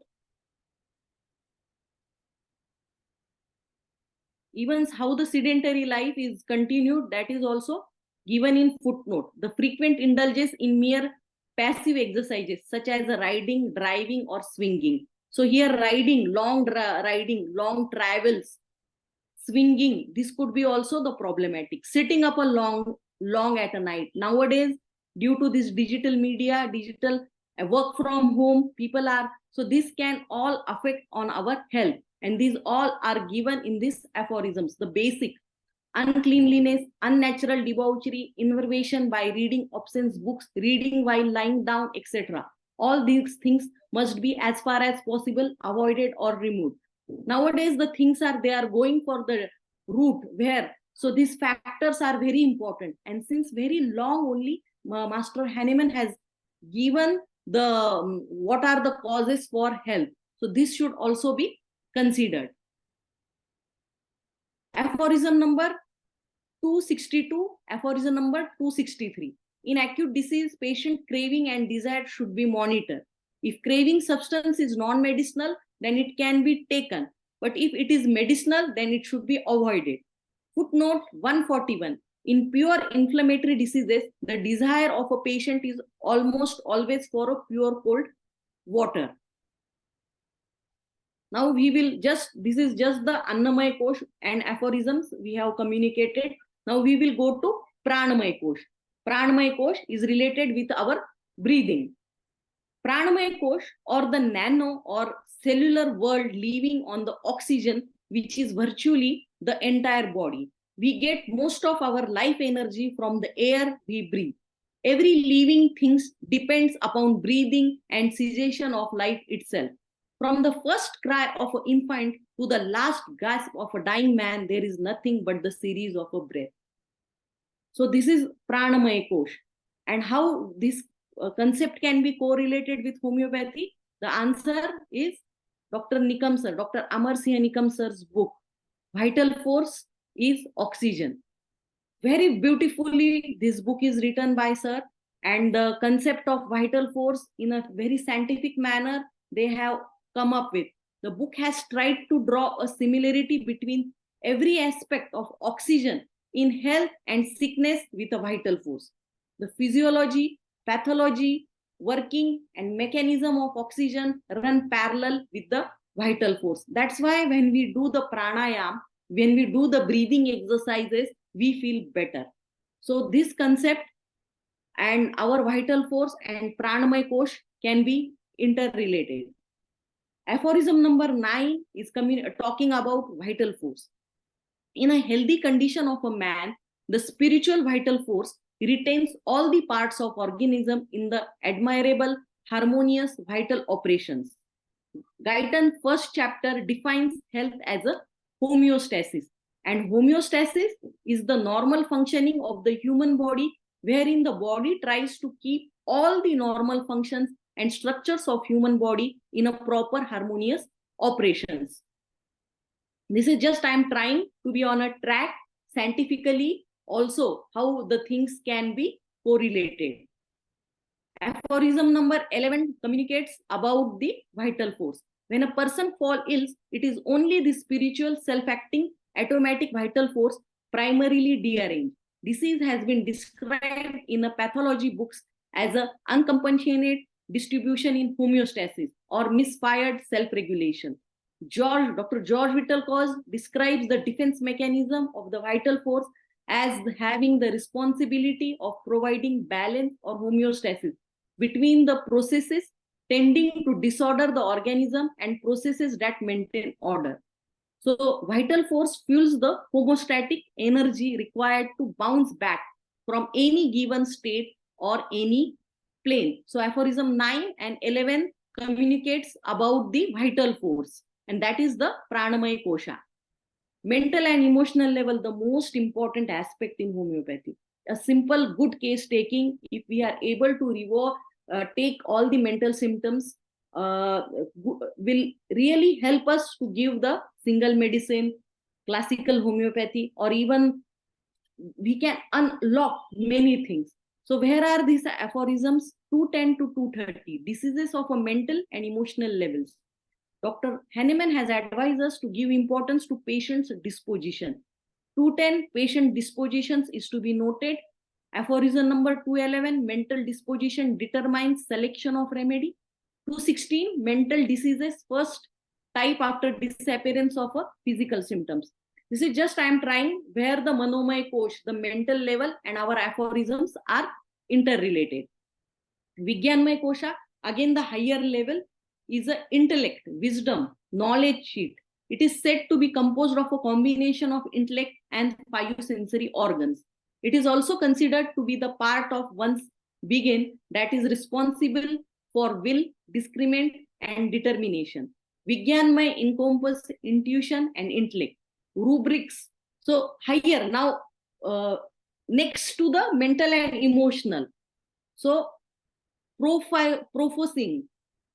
So if anybody, they are having that clairvoyance, this kind of rubric are some higher level, higher, next to the mental and emotional level. So complete repertory gives 18 remedies, aconite, lachesis.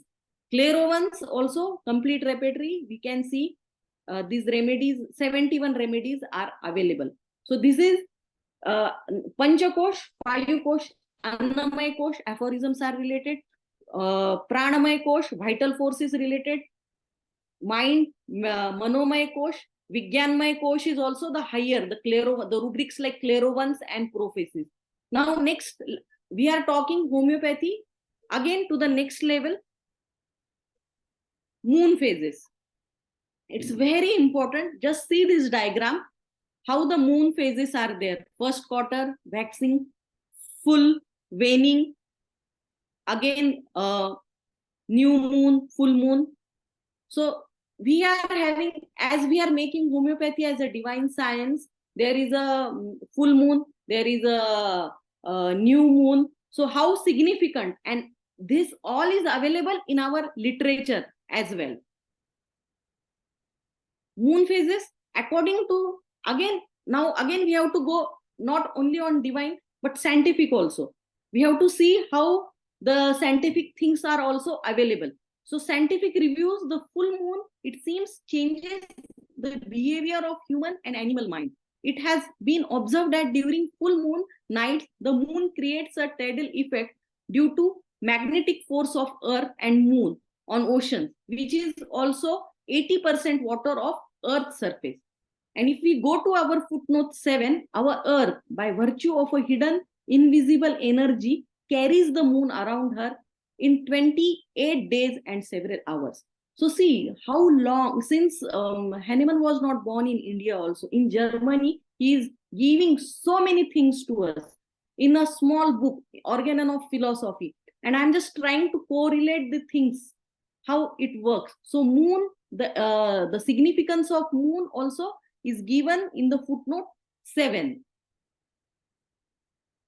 And we all know this wonderful book, Times of Remedies and Moon Phases by C.M. Bogar. This book is based on Dr. Bogar's own practical observation and long clinical experiences. He emphasized the importance of time factor and moon phases in the action of a drug. This repertory mentions about aggravation and amelioration of the complaints. In children, we see every month, if the child is falling in, every month, then you just observe there is a moon phases correlation. They say, doctor, every month you just try to find out correlation. In elderly people, the joint pains will be there, but during full moon, the joint pains will increase. The pain is there, but during full moon, it will increase. Even the behavior of a child will differ. But it is not like first time only they are coming and you are telling, no, this is a moon phase. You have to observe 3 to 6 months. And so we can give precautionary medicine to them and it will really help. I have given many patients medicines like calcarea carp, silicea. They are having even lycopodium. So that will be helpful. Moon phases and rubrics. Complete moon aggravation, new generalities. So 49 remedies are there. Complete moon aggravation, generalities, 4 medicines are there. Kent, ecstasy, night, walking in a moonlight, anti-crude. Biochemic moon phases, nitrum mute, silicea. Fatak moonlight aggravation, sulfur, anti-crude, sepia, puja.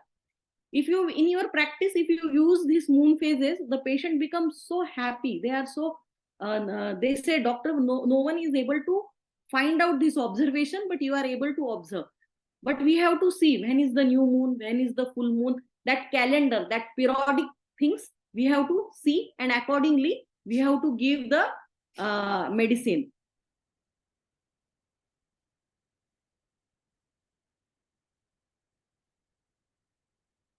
Gemstone also, the gemstones, when I was studying the organon, I was able to find out some references to gemstones also in our organon. So I thought to let me keep this into the healing powers of a gemstone find mention in the centuries old Vedic astrological text of India. The hidden powers of gemstones can be used to maximize the physical and psychological well-being of an individual. Gems are composed, if you really go into the depth, what are these gemstones? Gems are composed of calcium, manganese, potassium, sodium, carbon, iron, etc. So go back to aphorism number 286. The dynamic force of mineral magnets. So what are these gemstones? They are mineral magnets. They are made up of calcium, magnesium, potassium. The powers of magnet, the dynamic mineral magnet, electricity and galvanism act no less powerfully upon our life principle, and they are not less homeopathic than properly so-called medicines, which neutralize disease by taking them through mouth or rubbing them on a skin or by olfaction. You can see many people are putting the gemstones in a gold. So what, by taking, if you take by mouth or rubbing on the skin, so always they will put in their fingers most, or so automatically the rubbing to the skin happens, and this reference is in aphorism number 286. Aphorism number 287. The powers of magnet for healing purpose can be employed with more positive effects. Details in Materia Medica Pura. Second volume, Materia Medica Pura, 18, contain pathogenesis of 8 medicines together with those described to the magnet. Dr. Hahnemann devoted 54 pages to the treatment through the magnets and through the medicines prepared from the magnet. So these moon phases, so we started with the Panchkosha, then moon phases, then gemstones, and now I'm going to the next level, that is mesmerism. That is aphorism number 288. See, I am also a PhD scholar. I also believe in research, scientific, case taking, everything. But we can't neglect this part of organon. This part of organon, we should be able to come up. This is the holistic treatment. What the upcoming era will be the holistic. Many times it will be, the patient will come, doctor, I have already taken thyroidina. Doctor, I have already taken Nux vomica. Can you help me to the next level? So we should be well versed with all the factors. That is what I believe. So mesmerism is also one part. Very few homeopaths are practicing, but I think we should have a knowledge towards this. Mesmerism, as it should be called in defense to Mesmer, its first founder, which differs so much in its nature from all other therapeutic agents. This curative force, often so stupidly denied and disnied for a centuries, acts in a different ways. It is a marvelous, priceless gift of a God to mankind, by means of which the strong will of a well-intentioned person upon sick, one by contact, and even without this, and even at a sum. These are the words of our Master Samuel Hahnemann, priceless gift of a God. This is how our Master Hahnemann has written to it. So this is how the strong will, this is the person who is doing, patient is sitting in this picture, you will see the strong will of a well-intentioned person upon a sick, one by a contact, and even without this, and even at a some distance, can bring the vital energy of healthy mesmerism endowed with this power into another person dynamically, just as one of the poles of a powerful magnetic rod upon a bar of a steel. So this is written in aphorism number 288. So this is our journey. Annamay Kosh, foot sheet, aphorism number 259. 265, Pranamay Kosh, breath sheet, aphorism number 9, aphorism number 11, Manomay Kosh, mind sheet, aphorism number 210 to 230, Vigyanmay Kosh, intellect sheet, rubrics are also available, that is prophysing and clairvoyance, mineral magnets, gem therapy, aphorism number 286, moon phases, magnet healing, aphorism number 287, and mesmerism, aphorism number 288. So that's what holistic, complete holistic approach, holistic healing. Now I will move towards the cases. How with this knowledge I have applied to my practice and how it has helped. So Dheeraj, 18 years old patient complaining of a throat pain, aggravation by swallowing, frequent throat infection, taken allopathic medicine, homeopathic medicines, complaints are better, again reappear. I have given him whatever indicated medicine. This case was mostly Hiparsulf was helping him. Antibiotics already he has taken, gargles is done, everything is done. Still, this case is not improving. This case improved after advice to stop the food that is causing the problems. The causative factor in this case was peri-peri, French fries, and mayonnaise. So if you go to complete, so online, Zomato, Swiggy, he used to just book and just that was his favorite, peri-peri, French fries, and mayonnaise. So we have stopped this, and then the result is this case improved.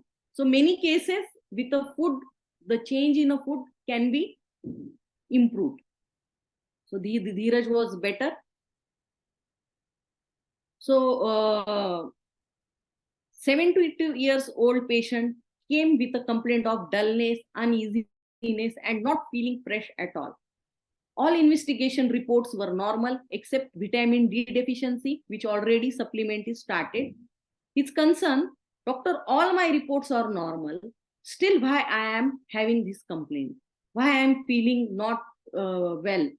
Deficiency is there, old age related. Again, Bangalore, no sun. So vitamin D deficiency is very common. Supplement he is taking. So I just asked, what is your routine? So his routine was, he will start his day by watching and doing Ramdev pranayam.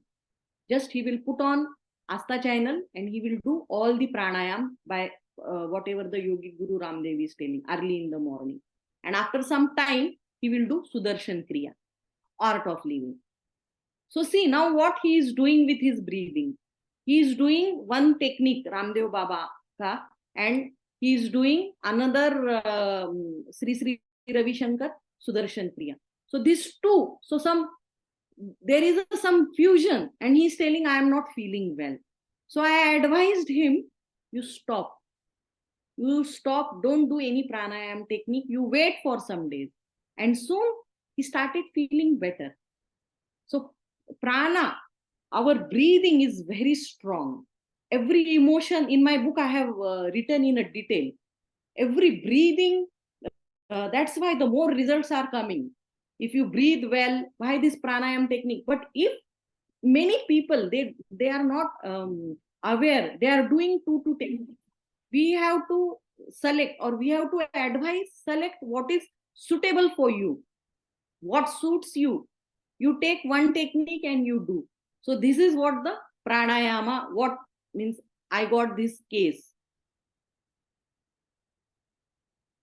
So autism, and this is also my topic for my PhD thesis. Autism is my topic for my PhD thesis.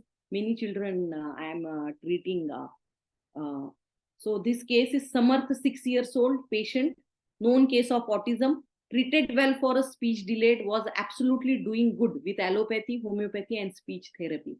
So this boy, long follow-ups were there. He got admission to good school. During interview, he answered all the questions.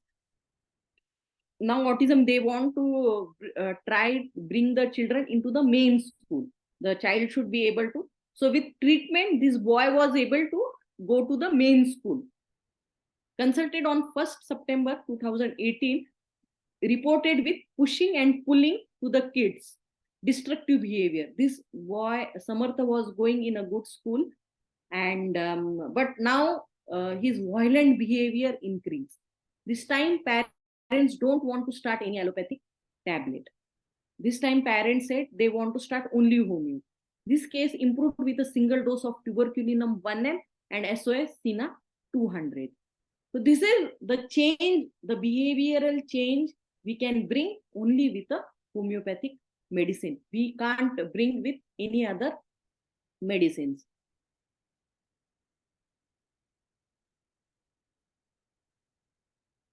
Again, case of PCOD is surely giving very good result to all the homeopaths with a less side effects. Miss Diksha, 25 years, diagnosed case of PCOD, menses coming only after taking allopathic medicines, that is the hormones. During case taking, rather than I am asking any question, she asked me many questions to me. Like, if I start the treatment, within how many days I will get my menses?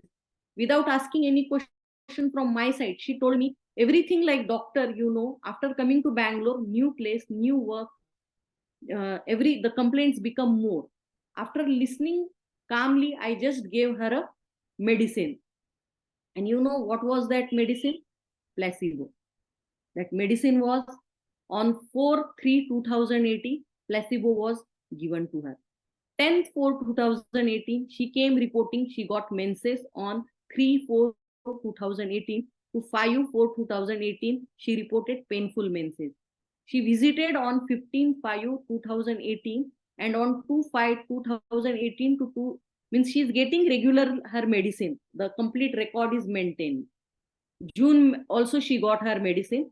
In month of July 21, no menses. We started in the month of March, April, May, 3 months, and June. She got a good periods were regular. She was maintained. But on July, no menses. Why? Because home pressure for getting married. So they were asking, when you are going to get, you are only working Bangalore, what is what you want? You don't want to get married, and that causes a stress. So this time totality is considered. This time I have considered a totality: enlarged ovaries, sleeplessness, menses apathy, loquacity, dreams fire. Lachesis 200, 4 pills given. Next day on 22 July 2018, she got her menses. So we are only able to consider the mental rubrics. The mental symptoms are there with us. So case number 5, IVF failure. So Dilpreet, 33 years old, taking homeopathic treatment for acute complaints, follicular tonsillitis, depending on totality, belladonna 200, Hipparcel 200 medicines given with a good result. So she used to come whenever, whatever the totality is there, I have given sometimes belladonna, sometimes Hipparcel. And her son also taking homeopathic medicines for seasonal allergic rhinitis. So one day, this Dilpreet called me on a phone and started crying, telling she had an ectopic pregnancy.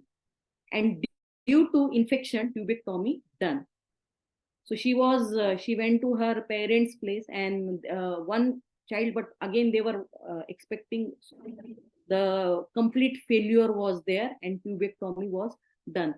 This was the complete story. But what was happening, like after that, she is not getting her menses. So 19/9/2018, Dilpreet came to clinic to meet me. So she had her last menses on 8 August 2018 and went for IVF treatment. Prior to that, from past 6 months, she is taking hormonal injections.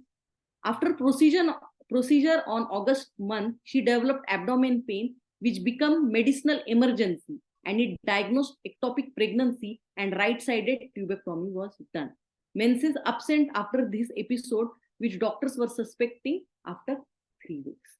So here it is now a combination. This case is on hormonal, and again many other emotional things were also related with this. So on 19/9/2018, after listening her complete history, I took the rubric surgery complaints after drug abuse, hormonal treatment. So Nux vomica, 204 pills, morning and 4 evening given. Visited clinic on 24/10, still no menses. Even after listening her story, everything, but taking totality, but it was not working. Pain in her stitches, dreams of her children, second baby aa gaya, crying and weeping. In clinic only she started crying and weeping. Though first son is there, but still this failure has affected her physically plus emotionally also. And that is coming in dreams also. Dreams of a children, baby aa gaya. Like she's feeling in her dreams, in her deeper, like baby has come to us. So see how the story, normal, this Dilpreet ji was going very well. Only acute symptoms were going on, but just she want a second baby. And then the complete, after the complete IVF failure, nowadays, these kind of patients are coming to us. This is high level. IVF failures are very high on high. So it not only affect a female at a physical level, but also mental level. This time I changed totality of the symptoms and consider her mind taken rubrics death element aggravation off. So and gentle disposition ignatia was given. This time ignatia was given to her and she improved drastically. Very well this case has helped and improved with the ignatia 200. Now also she is coming to me. She has overcome and now she said, doctor, I have decided I will just focus on my kid, on my son, whatever love, affection. So it has helped not only mental level, but physical level as well. So doctor of a future will give no medicine, but will interest his patients in the care of the human frame, in diet, and in the cause and prevention of disease. Thomas Edison. While homeopathy itself is a perfect science, its truth is only partially known. The truth itself relates to the divine. So this divine word, that's why my book, Homeopathy, PANCHKOSHA, Homeopathy is a divine science. The knowledge relates to the man. And here is my book. It got published in with the help of Karnataka Qualified Homeopathic Doctors Association. At Pondicherry we have done along with Dr. B.D. Patel sir, H.L. Swami sir, Dr. Shripad Hegde sir. That time, today also Srinivas sir is also attending the lecture. So with all the blessings, this was done. So this is what my experience I am sharing. Now I am studying more towards the scientific and research way. I'm just a PhD scholar. So Dhanish sir, thanks a lot for opportunity. Any like discussion you want me, we will proceed, sir.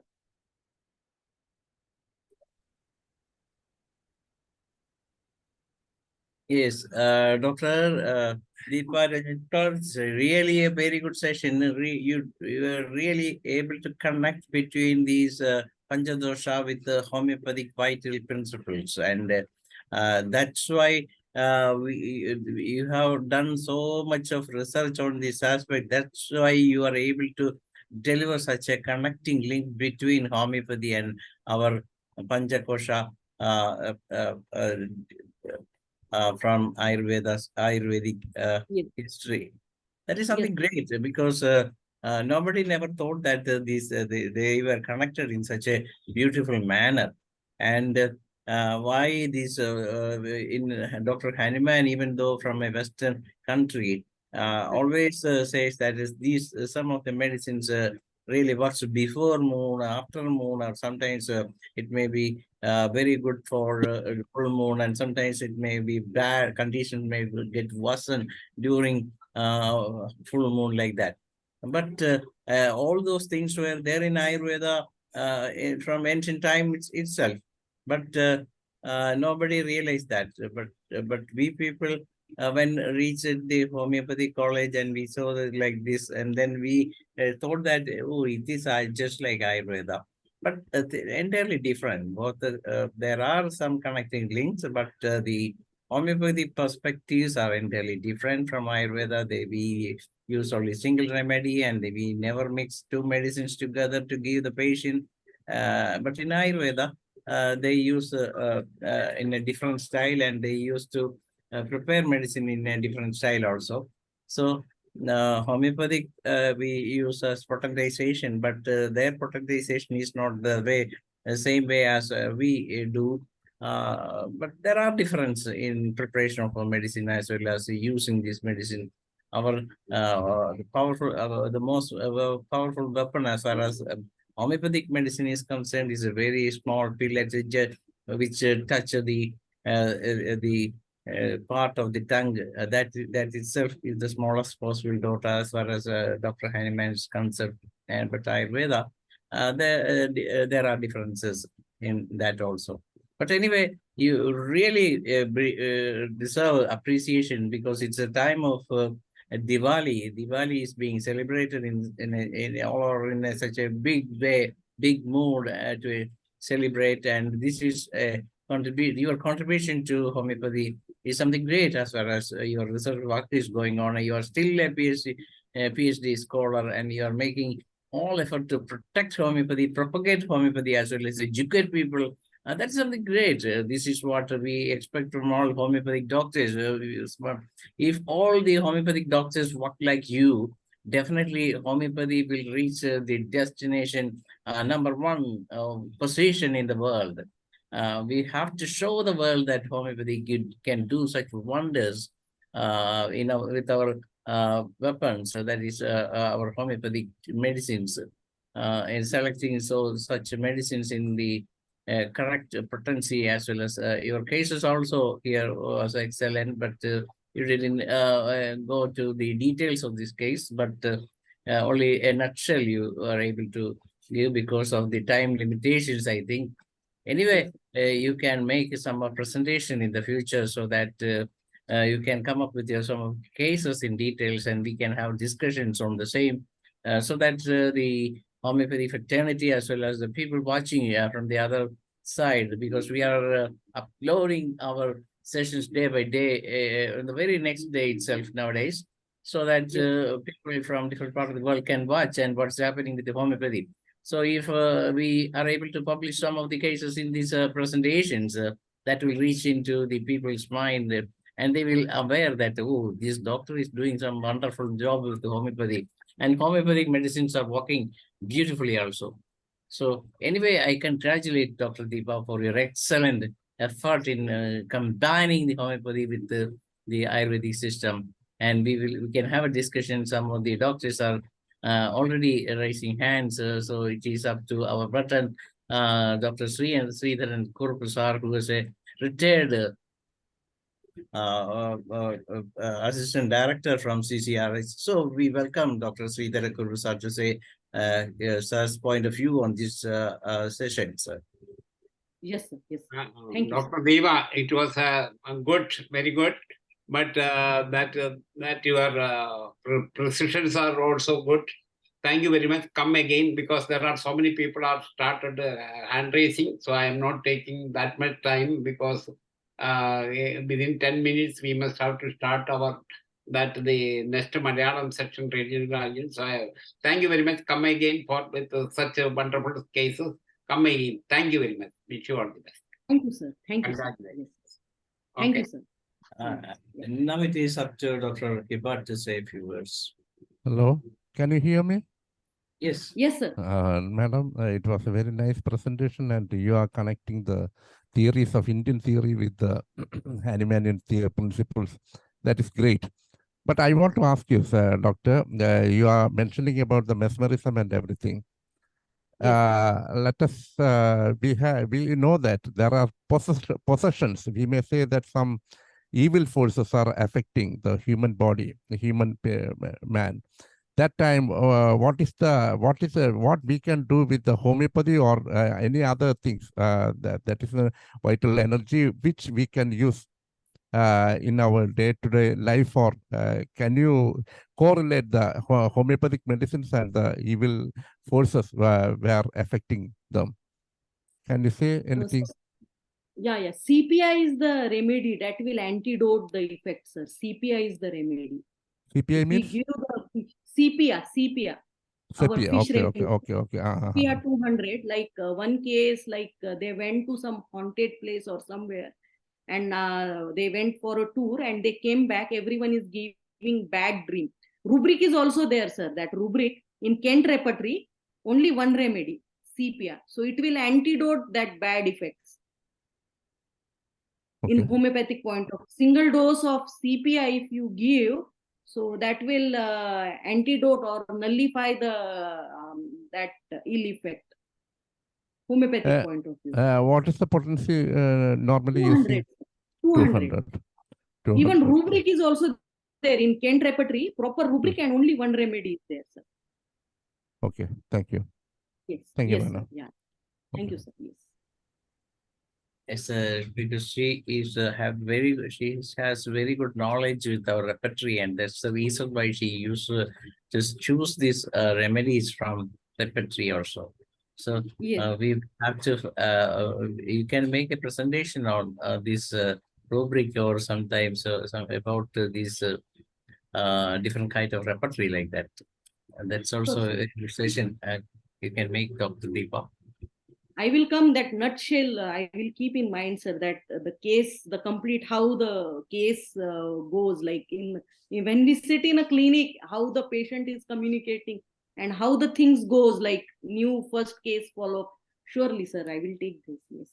In Yes. certain cases, there is a violent people after that getting Correct, these sir. possessions. Yeah, violence. That time, is it Yes. possible we have to control with sepia? Yes. No, sir. That is belladonna, stramonium. That will help. That violent repeated dose in a water form or depending on the intensity. Belladonna will, if we give belladonna, hyoscyamus, stramonium, belladonna, this kind of medicine will calm down. Thank They you. will calm down.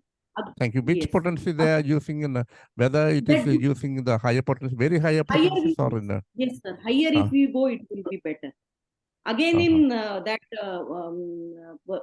possessions also, sir, 3 types are there. Like either they are under delusions, that patient, they are delusions, or if they are in possession, as you said, when they are like possessive form. Yeah. So and third, maybe they are connecting to the higher divine. Then that time they will just give blessing.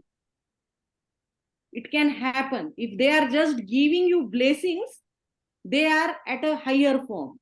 So they will come out by their own. They have, means very rare people will be there. They are just giving blessing, and their presence is very happy presence around the surrounding. And they are giving blessing means they are higher meditative. They have achieved, very rare, like Ramakrishna Paramahans. If we see Ramakrishna Paramahans, he was in that different state. Possession means belladonna, hyoscyamus, stramonium. Surely, sir, they will. Even if camphor, that's why they burn a camphor. If we burn a camphor, so again they will calm down. Camphor is also will calm down them, camphor medicine. And third are there under delusions. So we have to, many rubrics are there, delusions. Delusions, like whatever the delusions complete. 3 types are there, sir, in this what you are position you are talking. Three things are there, sir, in that. Thank you, madam. Thank you. Yeah. Thank Now you. it is up to another button, Dr. Ram Parashar. Yes, sir. Hello, sir. Namaskar. Good evening, everyone. Namaskar. Very, very thanks, Dr. Deepa, madam. Details, Panchkosha and homeopathy, repertory, rubrics, etc. Very nice, excellent presentation. चितजल पावक गगन समीरा 5 तत्व से बना शरीरा. एकदम best जो है, main cause of disease invisible according to law of homeopathic science. Dream, delusion, anger, lobe, agree, and or result is visible. So very nice, excellent presentation. Thank you, very, very thanks, madam. Thank you, sir. Thank you. Thanks for it. your blessings, sir. Yes. Very good appreciation from another veteran, Dr. Ram Paresh, sir. And now those who interested, those who want to have a chat with Dr. Deepa, you can raise your hand and you can directly speak to her, and you can ask your questions, and you can contribute your knowledge to this forum also. Please come up and say something if you want.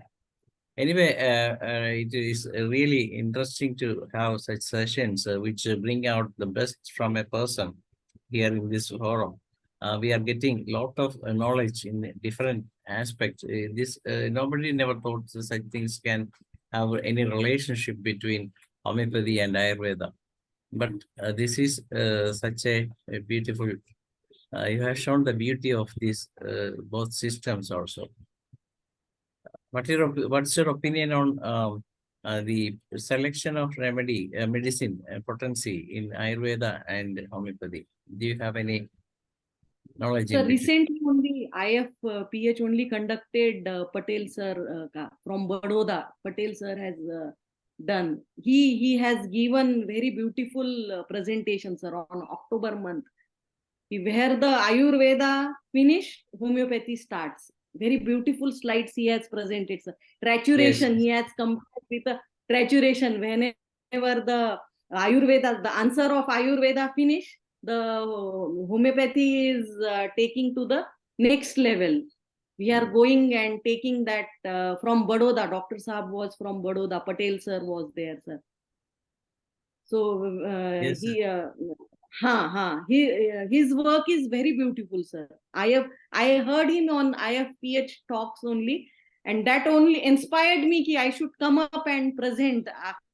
I was thinking, let me present with more research oriented or something. I was thinking, but many principal ma'am also talked about organon and all. I thought research will be more. Let me come up with cases, more detailed research and all. But means IFPH is giving opportunity to everyone all round.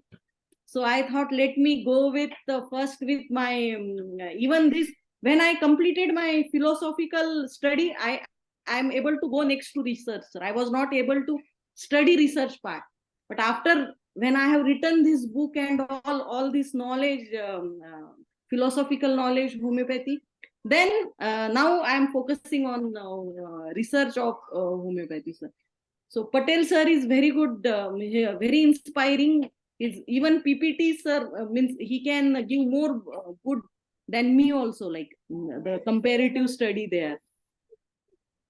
We thought that you were really a follower of this Patel sir, because just like that. Because that was the connection between your presentation with the Patel sir's presentation. Yes, sir. Yes, sir. If anybody want to, I think Dr. Boblim is here. Boblim, what are you really enjoying the beauty of this Diwali, or are you here to say a few words on this presentation? And Dr. Bob? Bob is from Malaysia. Hello, Doctor. Hey, Dr. Danesh, thank you very much. You always remember me. But I'm very back home with my mother in my hometown. It's about 4 hours away from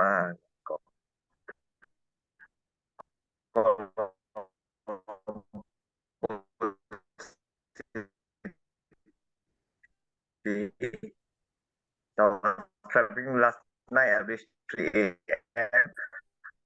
The internet here was but thank you, Dr. Deepa. Namaste. Nam Bob Lim. Hey. So a remedy that talks about the that person wants to be magnetized. So is it related to what you were talking about just now? And I can't remember but we had come across that. And before everybody was asking, how can that person? Your sound is breaking, so we are not able to hear properly. Dr. Panduranga sir, are you there? you can make a comment on this presentation, sir. The internet cut off. It's not very good. What is the related remedy for the person that wants to be magnetized? There's a rubric for that. Please ask the question once again, because your sound is breaking. Once again, please ask. Okay, Problem there is a remedy which says this a person has to be magnetized. Person So has what to is be? that remedy? There's a rubric there. For what? Desire for magnetized. To be desire to be magnetized. To be magnetized. Calcarea medica, sir. Calcarea carp. Yeah. Calcarea carp is a remedy. Phosphorus, calcarea carp, all this. Okay, thank you very much. Phosphorus is also one of the best remedy for a person to be deep. That's why when Bob Lim and myself may be meeting, if you are a phosphorus, you come and come and hug me. That's the first of all, the first thing you may do, or if you meet Dr. DEEPA, you may do like that, because that being a phosphorus, you cannot keep away. That's what we call as a magnetic. Desire to be magnetized like that. Am I right, Dr. DEEPA? Yes, sir. Right. Right. Okay. Okay. If anyone wants to speak about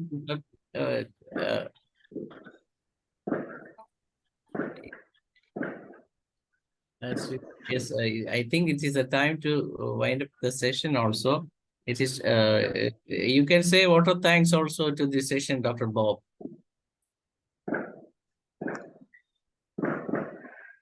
Okay, on behalf of the IFPH, I would like to say a very big thank you to Madam Dr. DEEPA for a very nice, wonderful session. And Diwali, I wish you all, those who celebrate Diwali, a very, very happy Diwali tomorrow. We call it Diwali. I think India, we call it Diwali. And they are quite around the neighborhood now. They are celebrating quite on a big scale because there are quite a number of Indians, Malaysian born Indians in Malaysia. So it is a big festival here also in Malaysia. So we have a very long weekend until Tuesday. It's a holiday. So Tuesday. Okay, thank you, Bob Lim, doctor. And tomorrow we will have a session from Dr. Subramanian Saha, and he will be talking about clinical research in homeopathy and overview. And with that, we come to the end of the session. Dr. DEEPA, you want to say something? Thank you, sir. Thanks a lot for giving me opportunity. Thank you very much once again, because the internet keep on cutting off. Yes, sir. And wish you happy Diwali. This Diwali, more of knowledge to everyone, more of a good health to everyone. Yes.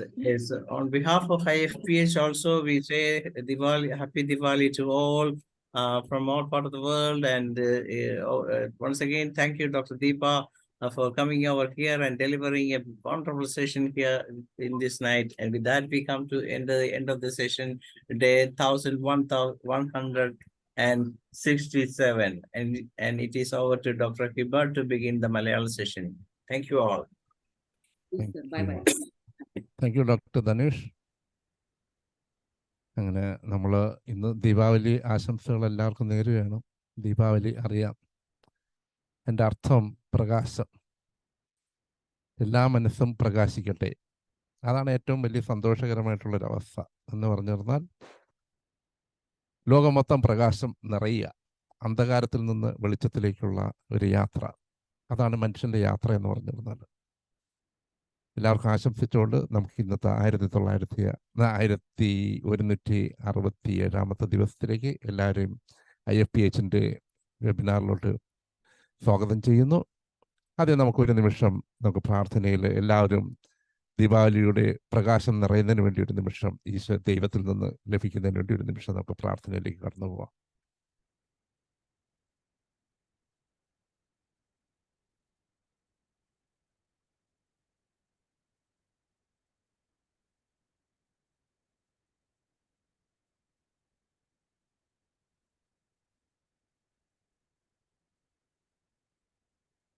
ഇന്നത്തെ ദിവസം നമ്മൾ ഇന്ന് പ്രത്യേകമായിട്ട് ചർച്ച ചെയ്യുന്നത്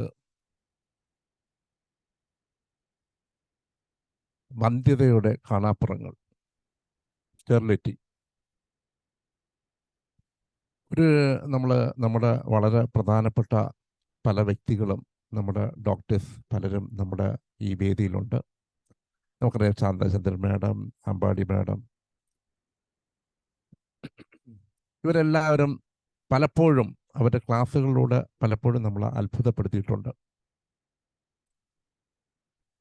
നമ്മളെപ്പോഴും sterility എന്ന് പറഞ്ഞു തന്നല്ല, നമുക്ക് പലപ്പോഴും ഒരു ജീവിതം, ഒരു ഭാര്യ ഭർത്താവ് കല്യാണം കഴിച്ച് തീർന്നതിന് ശേഷം ഒരു വർഷങ്ങളോളം കാത്തിരുന്നതിന് ശേഷം പലപ്പോഴും മക്കളില്ലാതെ വരുമ്പോൾ അവരുടെ ജീവിതം വളരെ ദുരിതപൂർണമായിട്ട് മാറും.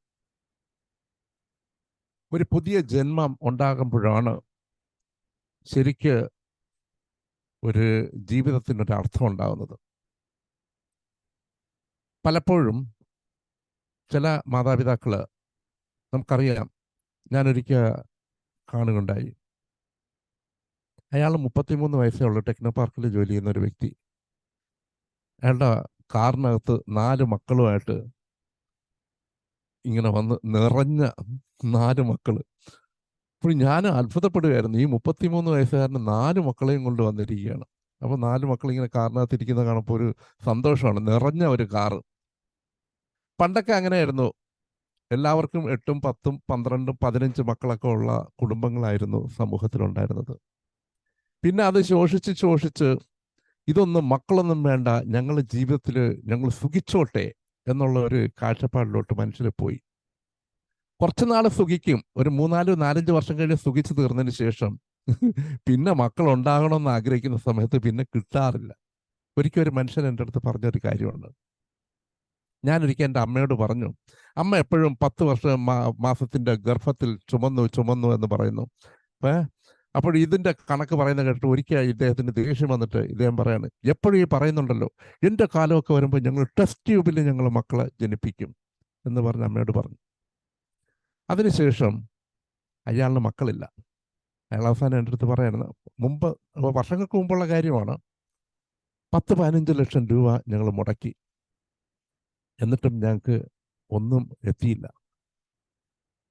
ഇപ്പോഴും ഞാൻ ഒരു ആശുപത്രിയിൽ പോയി തീർന്നാൽ ഞാനിങ്ങനെ കുട്ടികളുടെ സ്വരം ഇങ്ങനെ കേൾക്കാനായിട്ട് മറഞ്ഞിരുന്ന് കേൾക്കും. കൊച്ചു കുട്ടികളുടെ സ്വരം, പീഡിയാട്രിക് ഇതിൽ പറയാണ്, ഹൃദയത്തിൽ ഇങ്ങനെ കുട്ടികളുടെ സ്വരം കേൾക്കാനായിട്ടുള്ള മോഹം. പക്ഷെ അവർക്ക് മക്കളില്ല, ഇപ്പോഴും ഇല്ല. അപ്പോൾ നമ്മൾ മനസ്സിലാക്കേണ്ടത്, ഒരു കുട്ടി ജനിച്ചു വീഴുക, ലോകത്തിൽ ഏറ്റവും വിലപിടിപ്പുള്ളതാണ് കുഞ്ഞുങ്ങൾ. ഒരു ഭൂമിയിൽ ഒരു ജന്മം കിട്ടുക എന്ന് പറയുന്നതിനേക്കാളും വലിയ കൂടിയ സംഗതികളൊന്നും ഈ ലോകത്തില്ല. അപ്പം അതിനെ സഹായിക്കാനായിട്ട് നമുക്ക് പലപ്പോഴും കഴിയുന്നുണ്ട്, നമ്മുടെ ഡോക്ടേഴ്സിന് പലർക്കും കഴിയുന്നുണ്ട്. ഇന്നാണെങ്കിൽ വളരെയേറെ ചിലവ് കുറഞ്ഞ രീതിയിൽ ഹോമിയോപ്പതിയിൽ ആ ഒരു മേഖലയിൽ കടന്നു വരാനായിട്ട് കഴിയുന്നുണ്ട്. പല ഡോക്ടേഴ്സും സക്സസ്ഫുള്ളായിട്ട് ജനിപ്പിക്കാനായിട്ട് ശ്രമിക്കുന്നുണ്ട്. ഞാൻ ആദ്യമായിട്ട് ഡോക്ടർ ധനേഷിനെ ക്ഷണിക്കുകയാണ്. ഡോക്ടറിന് അതിനെക്കുറിച്ചുള്ള ഇന്നത്തെ ദീപാവലി ദിനത്തിൽ സംസാരിക്കുന്നതിന് വേണ്ടി ഡോക്ടറെ ക്ഷണിക്കുകയാണ്. നമ്മൾ ഇന്ന് വന്ധ്യതയുടെ കാണാപ്പുറങ്ങൾ എന്ന ഒരു വിഷയമാണ് വെച്ചിരിക്കുന്നത്. അപ്പം സാധാരണ വന്ധ്യത നമ്മൾ എല്ലാവരും ഈ വേദിയിൽ ഡിസ്കസ് ചെയ്തിട്ടുണ്ട്, അതിനെക്കുറിച്ച് ഒത്തിരി മെഡിസിൻസ് പറഞ്ഞിട്ടുണ്ട്. അപ്പൊ ഇതെന്താണ് ഈ കാണാപ്പുറങ്ങൾ എന്നുള്ളത് നമ്മൾ ചിന്തിക്കേണ്ടിയിരിക്കും.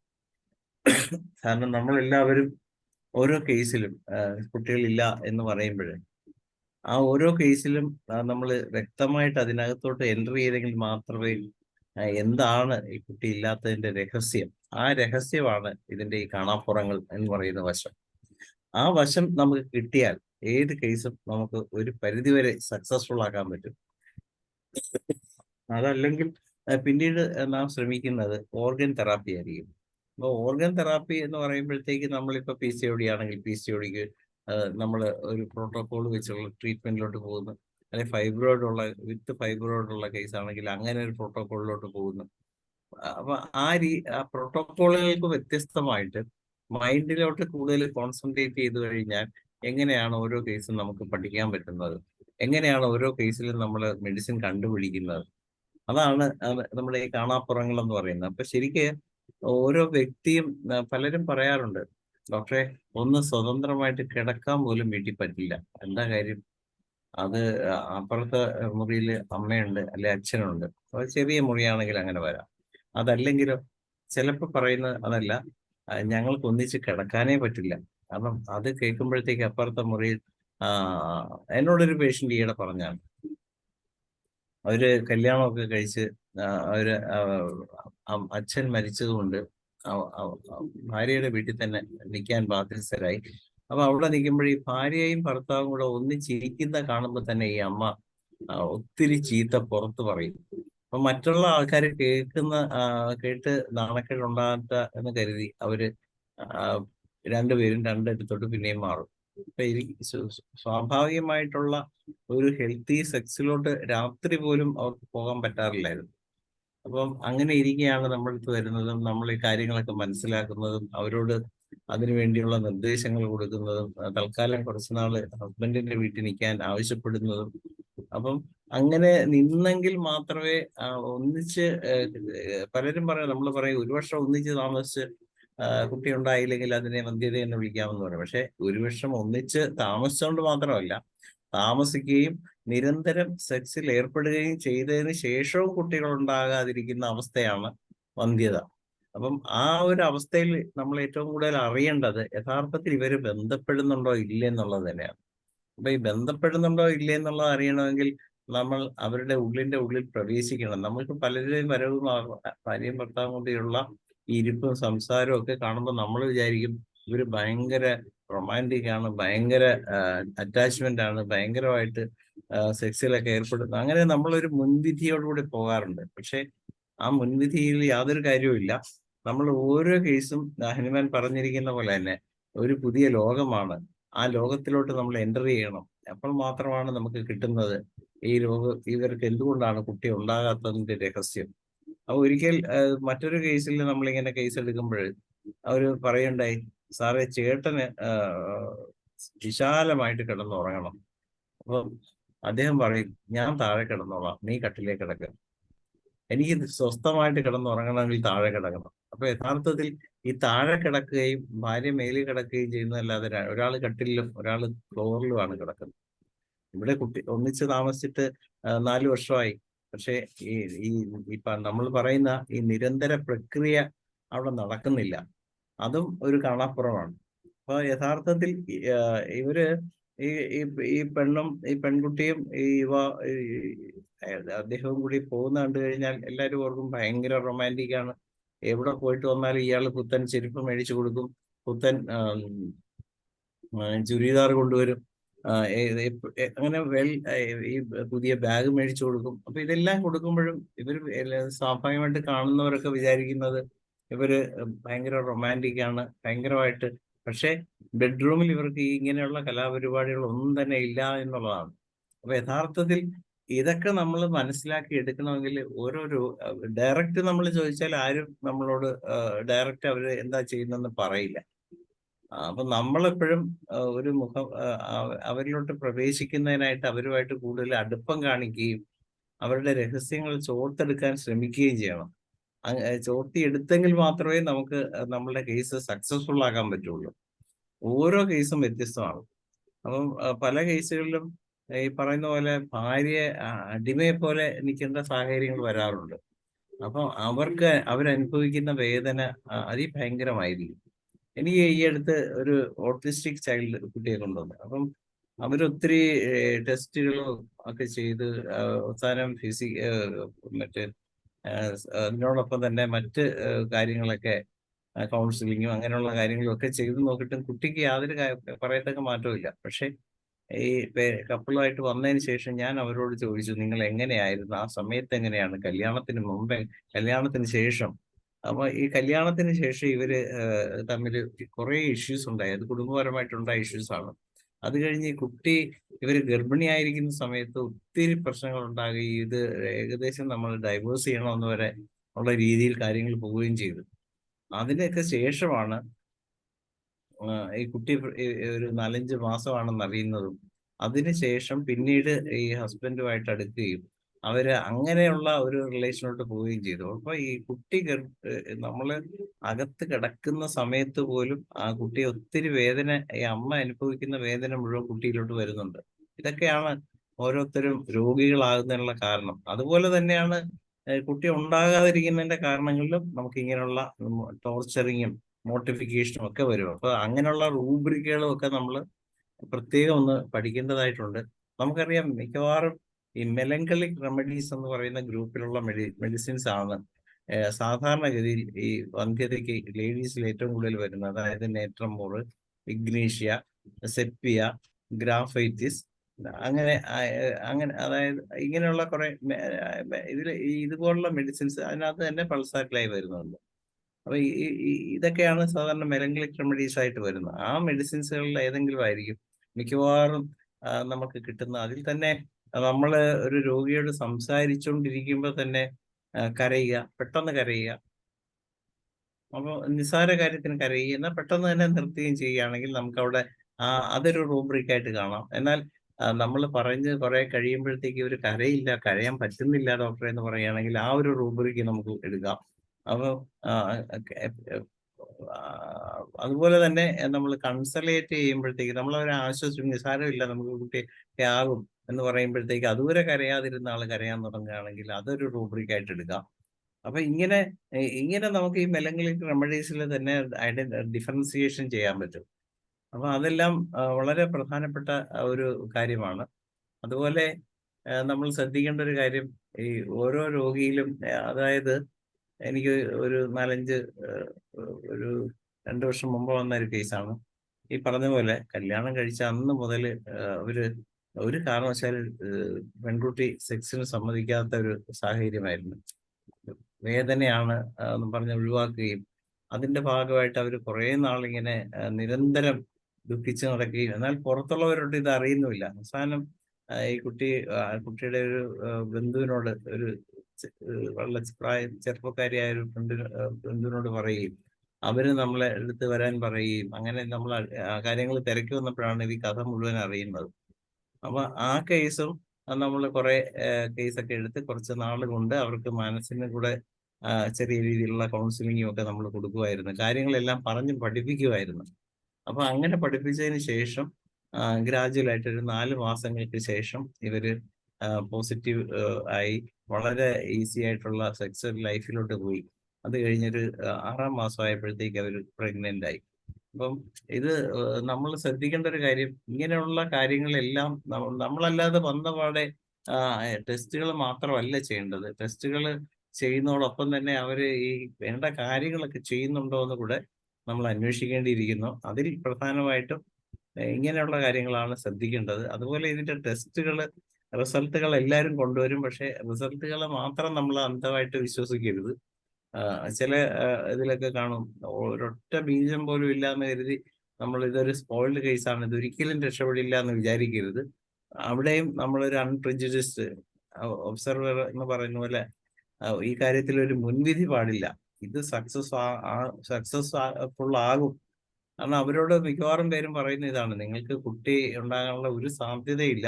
അവർ കണ്ടിട്ടുള്ള ഡോക്ടർമാരൊക്കെ പറയുന്ന ഇതായിരിക്കും, സ്വയമില്ല. അതുകൊണ്ട് നമുക്കൊന്നുകിൽ അത് വേറെ എവിടുന്നെങ്കിലും എടുത്ത് നമുക്ക് നോക്കാം, ഡോണറിൽ നിന്ന് വാങ്ങാം. അപ്പൊ ഇങ്ങനെയൊക്കെ പറഞ്ഞ് അറ്റർ ഡെസ്പയർ ആയിട്ട് നമ്മളെ കാണാൻ വരുമ്പോൾ നമ്മളും പറയുകയാണ് ഇതിനകത്ത് സാധ്യതയൊന്നും കാണുന്നില്ല എന്ന് പറയുകയാണെങ്കിൽ അവര് തീരെ ഹോപ്പ്ലെസ് ആകും. അതോടുകൂടി നമ്മളെ ട്രീറ്റ്മെന്റ് മതിയാകും. അപ്പൊ നമുക്ക് അങ്ങനെയല്ല, നമുക്ക് ഹോമിയോപ്പതി ഡോക്ടർമാരുടെ ഇടയിൽ ഇങ്ങനെയുള്ള കേസുകൾ ഒത്തിരി പേർക്ക് സക്സസ് ആയിട്ടുണ്ട്. അതുകൊണ്ട് നിങ്ങൾ നിരാശയ്ക്ക് കാരണമില്ല. നിങ്ങൾ കുറെ കൂടി വെയിറ്റ് ചെയ്യുകയാണെങ്കിൽ, നിങ്ങൾ കൃത്യമായിട്ട് മരുന്ന് കഴിക്കുകയും കാര്യങ്ങളെല്ലാം പറയുകയും ചെയ്യുകയാണെങ്കിൽ നമുക്ക് ഈ കേസ് സക്സസ്ഫുൾ ആക്കാൻ പറ്റും എന്നൊരു ധൈര്യം കൊടുക്കുകയാണെങ്കിൽ അവിടെ തന്നെ ആ രോഗി നമ്മളോടൊപ്പം സഹകരിക്കുകയും അതിന്റെ ഭാഗമായിട്ട് നമുക്ക് കേസ് സക്സസ്ഫുൾ ആക്കാനും പറ്റും. ഇത്രയൊക്കെയാണ് എനിക്ക് ഇതിന്റെ ആമുഖമായിട്ട് പറയാനുള്ളത്. ഇനി മറ്റുള്ളവർ ഇവിടെ ചെറുപ്പവും വലിപ്പവും ഇല്ല, എല്ലാവരും എന്തെങ്കിലുമൊക്കെ സംസാരിക്കുമ്പോഴാണ് നമ്മളുടെ അറിവുകൾ കൂടുതൽ പങ്കുവെക്കാൻ പറ്റുന്നത്. ഇവിടെ തന്നെ ഇപ്പം ഡോക്ടർ ബാനർജി എത്തിയിട്ടുണ്ട്. ഡോക്ടർ ബാനർജി ഹോമിയോപ്പതിയിൽ അതിപ്രഗത്ഭനായ ഒരു ഡോക്ടറാണ്. പക്ഷെ ഡോക്ടറുടെ വീട്ടിലെ ഭൗതിക സാഹചര്യങ്ങൾ കൊണ്ടാണ് ഡോക്ടർക്ക് സംസാരിക്കാൻ പറ്റാതിരിക്കുന്നത്. പക്ഷെ എങ്കിലും ഡോക്ടർക്ക് കുറച്ച് കാര്യങ്ങൾ പുത്തൻ തലമുറയ്ക്ക് വേണ്ടി പങ്കുവെക്കാനാകും. അതുകൊണ്ട് ഒന്ന് സംസാരിക്കാൻ ക്ഷണിക്കുകയും കൂടിയാണ്.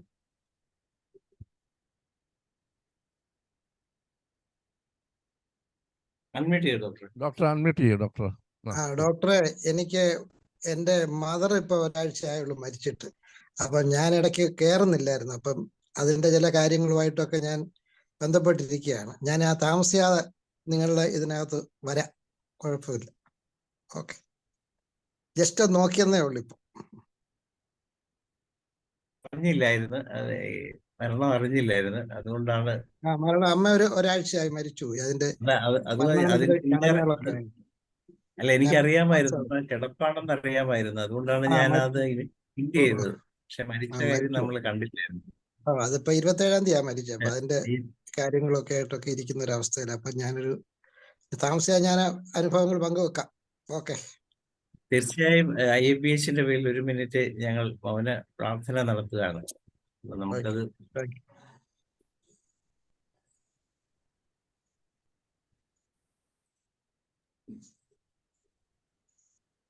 Thank you.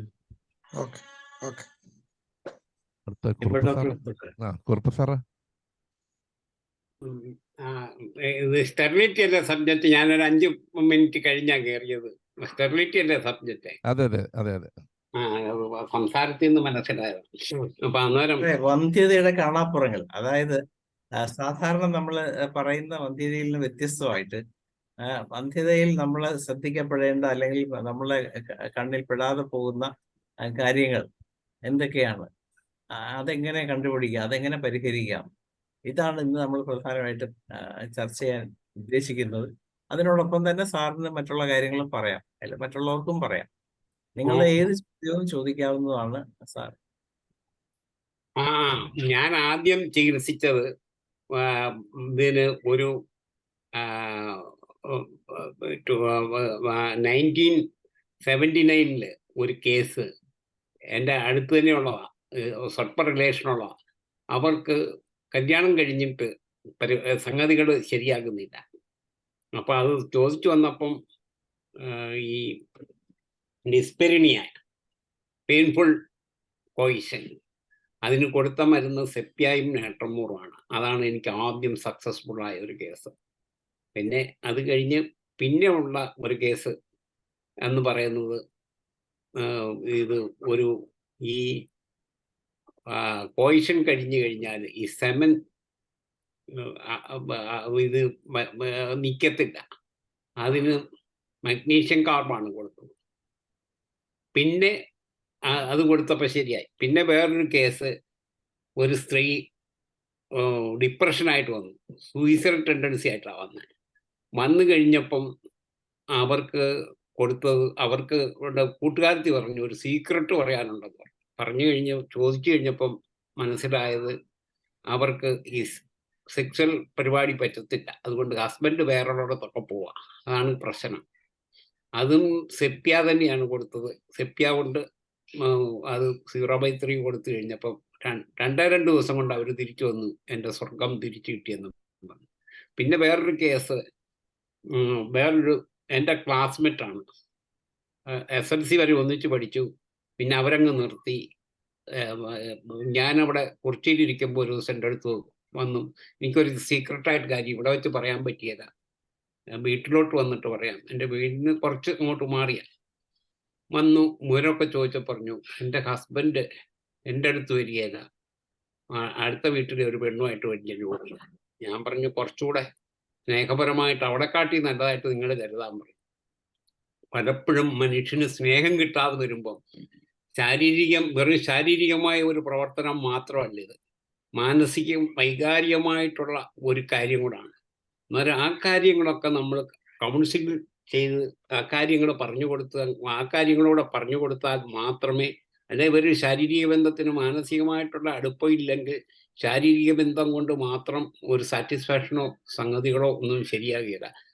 അതുകൂടെ പറഞ്ഞു കൊടുക്കേണ്ട ഒരു ഉത്തരവാദിത്വം ഒരു ഹോമിയോപ്പതി ഡോക്ടർക്ക് മാത്രമല്ല ബാക്കിയുള്ള ഡോക്ടർമാർക്കൊക്കെ ഉണ്ട് എന്നാണ് എൻ്റെ വിശ്വാസം. പിന്നെ വേറൊരു കേസിന് ഈ യൂറിനറി ട്രാക്ട് ഇൻഫെക്ഷൻ, അത് മെർസോളാണ് വന്നത്. അന്നേരം അത് സെക്കൻഡറി സ്റ്റെറിലിറ്റിയാണ്. അതിന് യൂറിനറി ട്രാക്ട് ഇൻഫെക്ഷൻ ട്രീറ്റ് ചെയ്ത് കഴിഞ്ഞപ്പം അതിന് കൊടുത്തത് മെർസോളാണ്. മെർസോൾ കൊടുത്തു കഴിഞ്ഞപ്പം അത് ശരിയായി. പിന്നെ വേറൊരു കേസിന് ഈ സ്റ്റെറിലിറ്റി, ഹസ്ബൻഡിൻ്റെ സ്പേംസ് കുറവാണ്, ഉണ്ട് പക്ഷെ കുറവാണ്. അത് ലൈക്കോപോഡിയം, ആസ്പിഡോസ്പെർമ മുതലായ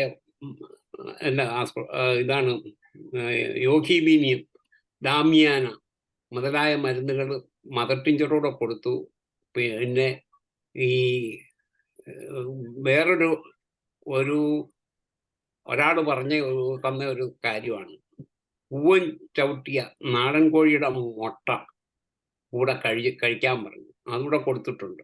അതൊരു നല്ല ഇതിൻ്റെ കൂട്ടത്തിൽ, നമ്മുടെ മെഡിസിൻ്റെ കൂട്ടത്തിൽ കുറച്ചുകൂടെ ഇതിന് സെക്സ്വലായിട്ടൊരു ഇൻവേഷൻ കിട്ടാൻ ഉള്ള ഒരു ആഹാരമായിട്ട് തോന്നിയിട്ടുണ്ട്. അത് കൂടുതൽ റിസൾട്ട് കിട്ടിയിട്ടുണ്ട്. എനിക്ക് എന്നാണേലും എൻ്റെ ജീവിതത്തിലൊരു 40-45 കേസിൽ കൂടുതൽ കേസുകൾ ഇങ്ങനെയുണ്ട്. ഇപ്പം ഇവിടെ പലരും ഇരിപ്പുണ്ട്, പല അനുഭവങ്ങളും പങ്കുവെക്കാനുണ്ട്. അങ്ങനെ കുറേ കേസുകൾ എനിക്ക് എന്നെ കൊണ്ട് ചെയ്യാൻ സാധിച്ചു എന്നുള്ളൊരു സന്തോഷം ഞാൻ ഇവിടെ പങ്കുവെക്കട്ടെ. അതുകൊണ്ട് തീർച്ചയായിട്ടും നമ്മൾ ഇങ്ങനെയുള്ള കാര്യങ്ങളിൽ പിന്നെ അവസാനം സമയമുണ്ടെങ്കിൽ ഞാൻ കുറച്ചുകൂടെ കാര്യങ്ങൾ പറയാം. ഇപ്പം വേറുള്ളവർ ഇവിടെ, ഇപ്പം ഡോക്ടർ ഹുബർട്ട് ഉണ്ട്, പിന്നെ വേറെ ആരണ്ടൊക്കെ ഇവിടെ ഇരിപ്പുണ്ട്, അവരൊക്കെ ഇങ്ങോട്ട് പറയട്ടെ. അവരുടെയൊക്കെ അനുഭവങ്ങൾ പങ്കുവെച്ച് കഴിയുമ്പം സമയമുണ്ടെങ്കിൽ അവസാനം ഞാൻ പറയാം. അത് ഞാൻ എന്നും എൻ്റെ സമയം അറിയാമല്ലോ, ആഹാരം കഴിക്കുന്ന സമയമായി. അത് കഴിഞ്ഞിട്ട് പിന്നെ ഞാനത് കഴിഞ്ഞിട്ട് ഇവിടെ കാണും. അന്നേരം ആർക്കും പറയാനില്ലെങ്കിൽ പിന്നെ ഞാൻ പറയാം. ഇവിടെ ഡോക്ടർ രമാദേവി അമ്പാടി കാണും, പിന്നെ അതുപോലെ തന്നെ നമ്മുടെ പലരും ഉണ്ട് ഇവിടെ, പ്രഗത്ഭരായ പലരും ഉണ്ട്. അവരൊക്കെ പറയട്ടെ. പറഞ്ഞു കഴിഞ്ഞിട്ട് ബാക്കി സമയം ഉണ്ടെങ്കിൽ ഞാൻ പറയാം. Okay, thank you very much. Thank you sir. അടുത്ത ഞാനൊരു തുടസൈറ്റെന്നേ ഉള്ളൂ, ബാക്കിയുള്ളവരൊക്കെ ഞാൻ തിരികൊടുക്കുന്നേ ഉള്ളൂ. ദീപാവലി അല്ല തിരികൊടുത്തേ, ബാക്കി പടക്കം വേറുള്ളവരൊക്കെ പൊട്ടിക്കട്ടെ.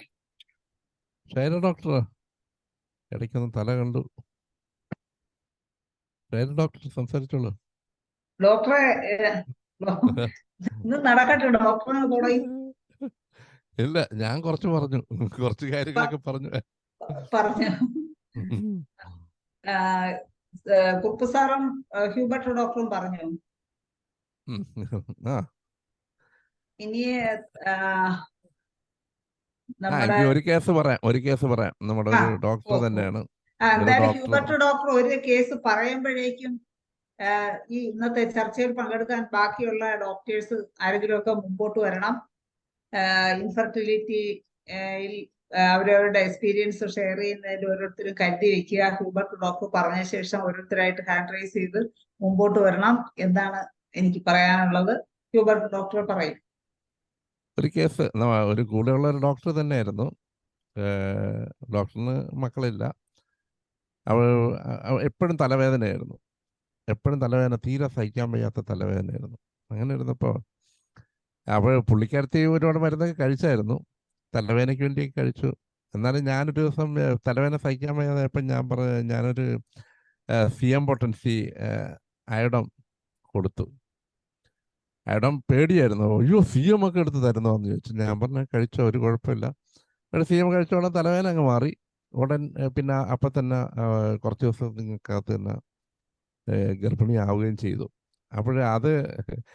പിന്നീടാണ് ഞാനത് നോട്ടീസ് ചെയ്തത്. അപ്പോൾ ആ പീരീഡ്സും പിന്നെ കുറച്ച് ഇതൊക്കെ ഉണ്ടായിരുന്നു, PCOD കാര്യങ്ങളൊക്കെ ഉണ്ടായിരുന്നു. എന്നിരുന്നാലും അതൊരു നല്ലൊരു എക്സ്പീരിയൻസ് ആയിരുന്നു. ഇതുപോലെ ചില വളരെ അപൂർവം കുറച്ച് കേസുകൾ എനിക്ക് കിട്ടിയിട്ടുള്ളൂ. ഞാൻ അധികം കോൺസെൻട്രേറ്റ് ചെയ്തിട്ടില്ലാത്തൊരു മേഖലയായിരുന്നു അതിപ്പോഴാണ് ഞാൻ. കാരണം നമ്മുടെ ഈ IFPH വന്നതിന് ശേഷമാണ് ഞാൻ ഇത്തരം കേസുകളിനോട് താല്പര്യം പ്രകടിപ്പിച്ചത്. മറ്റു താല്പര്യം പ്രകടിപ്പിക്കാറില്ല, ഓരോ എങ്ങനെയെങ്കിലുമൊക്കെ പറഞ്ഞു വിടുമായിരുന്നു. അപ്പൊ ഇപ്പോഴങ്ങനെയല്ല, ഇപ്പോഴും കേസുകളൊക്കെ എടുക്കുന്നുണ്ട്, എടുക്കാൻ തുടങ്ങി. കോൺഫിഡൻസ് കിട്ടി. അതെ അതെ, ഇല്ല എനിക്ക് അതിനോടൊരു താല്പര്യം ഇല്ലായിരുന്നു. പക്ഷെ അതിനോട് ഇത്രയും പോസിബിലിറ്റി ഉണ്ടെന്നുള്ള കാര്യം എനിക്ക് അറിയത്തില്ലായിരുന്നു. പിന്നെയാണ് ഞാൻ നോക്കിയപ്പോൾ ചില കേസുകളൊക്കെ നമ്മൾ ചികിത്സിച്ചതെല്ലാം ഫ്രൂട്ട്ഫുൾ ആയിരുന്നു എന്നുള്ള കാര്യം പിന്നെയാണ് ഞാൻ ഓർമ്മിച്ച് നോക്കിയപ്പോൾ കണ്ടത്. അപ്പൊ അത്രേ ഉള്ളൂ. ബാക്കിയുള്ളവർ ആരെങ്കിലും ഒക്കെ സംസാരിക്കുന്ന ഭദ്രൻ ഡോക്ടർ ഉണ്ട്. ഭദ്രൻ ഡോക്ടർ, ജയലളിത ഡോക്ടർ വിളിക്കാം.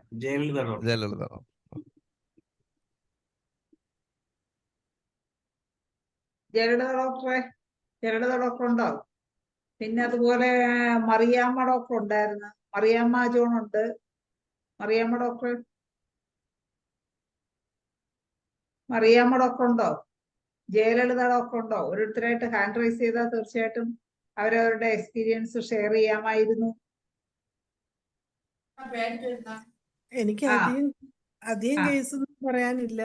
ഒരു കുട്ടിക്ക് നാട്രമൂർ 200 ഡാമിയാനയും കൂടെ കൊടുത്ത് അവർക്ക് കുട്ടി ഉണ്ടായിട്ടുണ്ട്.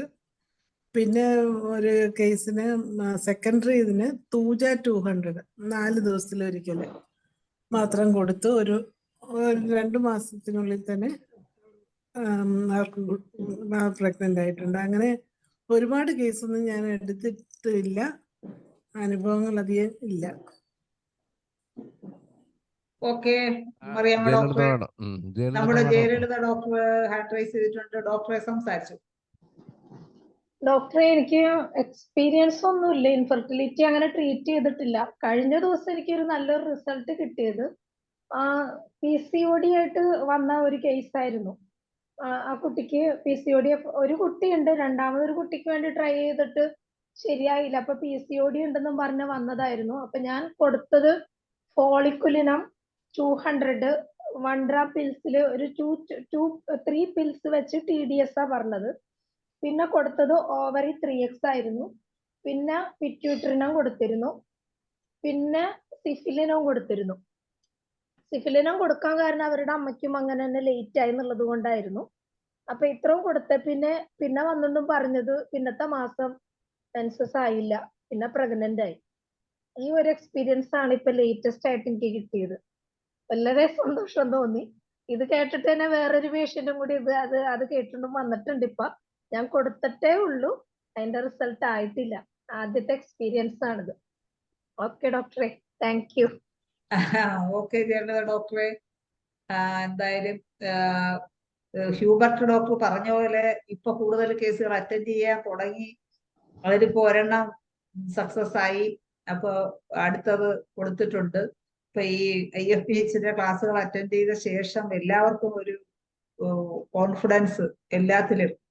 ഇപ്പൊ കുറെ മെഡിസിൻ ഇന്നതൊക്കെ നമുക്ക് കൊടുക്കാം എന്നുള്ള ഒരു അറിവ് എല്ലാവർക്കും കിട്ടിയിട്ടുണ്ട്.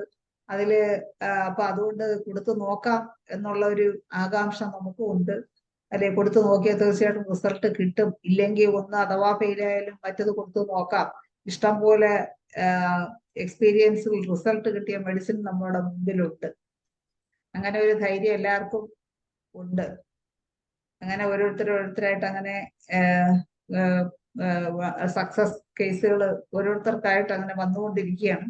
ഇനി അടുത്തത് ജയലളിത ഡോക്ടർ കഴിഞ്ഞു. ഇനി പ്രശോഭനൻ ഡോക്ടറെ കണ്ടല്ലോ നേരത്തെ. ഇൻഫെർട്ടിലിറ്റി കേസിൽ സക്സസ് ആയിട്ടുള്ള കേസുകൾ ആർക്കെങ്കിലും ഉണ്ടെങ്കിൽ പറയാം. എന്ത് മെഡിസിൻ ആണ് കൊടുത്തത്? ഇതിനകത്തുള്ള ഒരുപാട് പേർക്കും എക്സ്പീരിയൻസ് ഉണ്ടായിരിക്കും. തീർച്ചയായിട്ടും എക്സ്പീരിയൻസ് ഷെയർ ചെയ്യണമെന്നാണ് പറയാനുള്ളത്. നമ്മുടെ മുസ്തഫ ഡോക്ടർ ഉണ്ട്. മുസ്തഫ ഡോക്ടർ ഉണ്ടോ? മുസ്തഫ ഡോക്ടർ ഉണ്ടെങ്കിൽ മൃഗങ്ങൾക്കാണെങ്കിലും അങ്ങനെ ഹോമിയോപ്പതി മരുന്ന് കൊണ്ട് പ്രഗ്നന്റ് ആയ കേസുകളുണ്ടോ? മുസ്തഫ ഡോക്ടർ ഉണ്ടോ? ഉണ്ട് സാറ്. അൺമ്യൂട്ട് ചെയ്ത് സംസാരിച്ചോളൂ സാറ്. അതല്ലോ. മുസ്തഫ ഡോക്ടർക്ക് എന്താണ് ഒരു എക്സ്പീരിയൻസ് ഹോമിയോ മരുന്ന് കൊടുത്ത്? അതാണോ അത് ഇൻസെമിനേഷൻ ആണോ? ഇൻസെമിനേഷൻ ആണ് നമ്മൾ ഫോളോ ചെയ്യുന്നത്. നാച്ചുറൽ സർവീസ് വളരെ അപൂർവമാണ്, അങ്ങനെ ഉണ്ടാവാറില്ല അധികം ഇൻസെമിനേഷൻ. പക്ഷെ നമ്മള് എക്സാമിൻ ചെയ്തിട്ട് മരുന്ന് കൊടുക്കുകയാണ് ചെയ്യുന്നത്. ഇൻസെമിനേറ്റേഴ്സ് ചെയ്യാണ്. ഒരു 90 to 100% ആണ് നമ്മളെ സക്സസ് റേറ്റ് ഇൻഫെർട്ടിലിറ്റിയിൽ. നമ്മള് പൊട്ടൻസിയാണ് അധികം കൊടുക്കുന്നത്. Depending on the pathological conditions ആണ് നമ്മളത് എക്സാമിൻ ചെയ്തിട്ട്. പല കേസുകളും ഓവറിയിലെ പ്രോബ്ലംസ് ഉണ്ടാവാറുണ്ട്, എൻഡോമെട്രൈറ്റിസ് ഉണ്ടാവാറുണ്ട്, ഭയങ്കര ന്യൂമോ വജൈന എന്നൊക്കെ പറഞ്ഞിട്ടുള്ള പ്രോബ്ലംസ്. അങ്ങനെയൊക്കെയാണ് നമ്മളെ പ്രോബ്ലംസ് കാണുന്നത്. പക്ഷെ എല്ലാം തന്നെ നല്ല വെൽ റെസ്പോണ്ടഡ് ടു ഹോമിയോപ്പതി, നല്ല റിസൾട്ടാണ് കിട്ടാറുള്ളത്. അപ്പൊ മെഡിസിൻ എന്തൊക്കെയാണ് ഈ നമ്മള് ഈ പശുക്ക് കൊടുക്കാറുള്ളത്? അത് സാധാരണ കുറെ മെഡിസിൻസ് നമ്മൾ യൂസ് ചെയ്യാറുണ്ട്. പിന്നെ ബോറാക്സ്, മെർസോള്, ആർസനിക് ആൽബ, പിന്നെ സെപ്പിയ, പൾസാറ്റില, ഓവറിനിയം കൊടുക്കാറുണ്ട്, പോളിക്കലിനം കൊടുക്കാറുണ്ട്. ചിലതിന് അപ്പിസ് റെഡി ആവാറുണ്ട്. ഓരോരോ കണ്ടീഷൻ അനുസരിച്ചിട്ടാണ് നമ്മൾ ചെയ്യുന്നത്. നമ്മൾ ഈ പെർറെക്ടൽ എക്സാമിനേഷൻ എന്ന് പറഞ്ഞിട്ട് നമ്മൾ കൈ ഇതിൽ റെക്ടത്തിൽ പാസ് ചെയ്തിട്ട് അതിന്റെ ഓവറി ഇതൊക്കെ പിടിച്ചു നോക്കിയിട്ടാണ് നമ്മൾ ഡയഗ്നോസ് ചെയ്യുന്നത്. നമ്മൾ അൾട്രാസൗണ്ട് സ്കാനിങ് ഒക്കെ ഇപ്പൊ കോളേജിലൊക്കെ യൂസ് ചെയ്യുന്നത്. പക്ഷെ നമുക്ക് ഫീൽഡിൽ അതിന് മാത്രമുള്ള സൗകര്യം ഇല്ലാത്തതുകൊണ്ട് അൾട്രാസൗണ്ട് സ്കാനിങ് ചെയ്യുന്നതിന്റെ അത്ര തന്നെ ക്ലാരിറ്റിയിൽ നമുക്ക് ഇതിന്റെ ജനറ്റാലിയെ പിടിച്ചിട്ട് പറയാൻ പറ്റും. പിന്നെ ചില ഇതെല്ലാം ബിഹേവിയറൽ സയൻസ് എന്ന് നമ്മൾ മെഡിസിൻ എടുക്കും. ഡോക്ടറെ, ഈ നമ്മള് ഈ എന്താണ് ഈ ചില പശുക്കളൊക്കെ ആദ്യം തല വരുന്നതിന് പകരം കൈയൊക്കെ വരും, അങ്ങനെ എന്തെങ്കിലും അങ്ങനെ കറങ്ങി വരാൻ വേണ്ടി മെഡിസിൻ എന്തെങ്കിലും ഹോമിയോപ്പതി മെഡിസിൻ? അത് സാധാരണ നമുക്കിപ്പോ ഈ ഹോമിയോപ്പതിയിൽ ഇൻഫെർട്ടിലിറ്റി ചെയ്യുമ്പോ അങ്ങനത്തെ പ്രോബ്ലംസ് ഒന്നും വരാറില്ല, വളരെ അപൂർവമാണ്. പണ്ടൊക്കെ നമ്മൾ എത്രയോ കേസുകൾ അങ്ങനെ ഹാൻഡിൽ ചെയ്യുന്നുണ്ട്. നമ്മളെ ബോഡി പെയിൻ വരെ ഉണ്ടാകുന്ന ഒരു കേസാണ്. അത്രയും ട്രെയിൻ എടുക്കേണ്ടി വരും അത് ശരിയാക്കി എടുക്കണമെങ്കിൽ. അതല്ലാതെ ലേറ്റസ്റ്റ് മന്തില് കുഴപ്പമൊന്നും വരാതിരിക്കാൻ വേണ്ടി പ്രിക്കോഷൻ എന്നുള്ള രീതിയിൽ എന്തെങ്കിലും മെഡിസിൻ ഒക്കെ കൊടുക്കാറുണ്ടോ?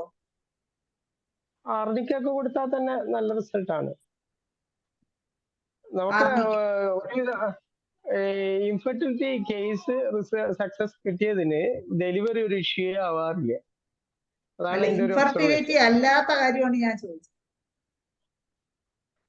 അത് നമുക്ക് ആർണിക്കൊക്കെ കൊടുത്താൽ തന്നെ ഒരുവിധം ഇഷ്യൂസ് ഒന്നും ഉണ്ടാവാറില്ല. അല്ലെ, നമ്മള് മനുഷ്യർക്ക് നമ്മള് ഡെലിവറി ഒക്കെ എളുപ്പമാവാൻ വേണ്ടി നമ്മൾ പൾസാറ്റിലേക്ക് കൊടുക്കും. പൾസാറ്റിലേക്ക് കൊടുക്കാം. അതേ തന്നെ നമ്മള് മന്ത്ലി വൺസ് ആർണിക്ക് അങ്ങ് കൊടുക്കും. അത് ശരി. അവര് വന്നാല് നമ്മള് പൾസാറ്റിലെ കൊടുക്കും.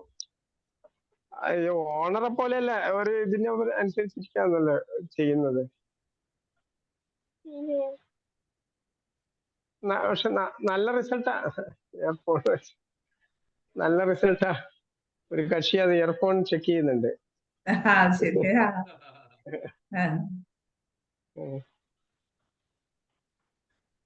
Thank you sir.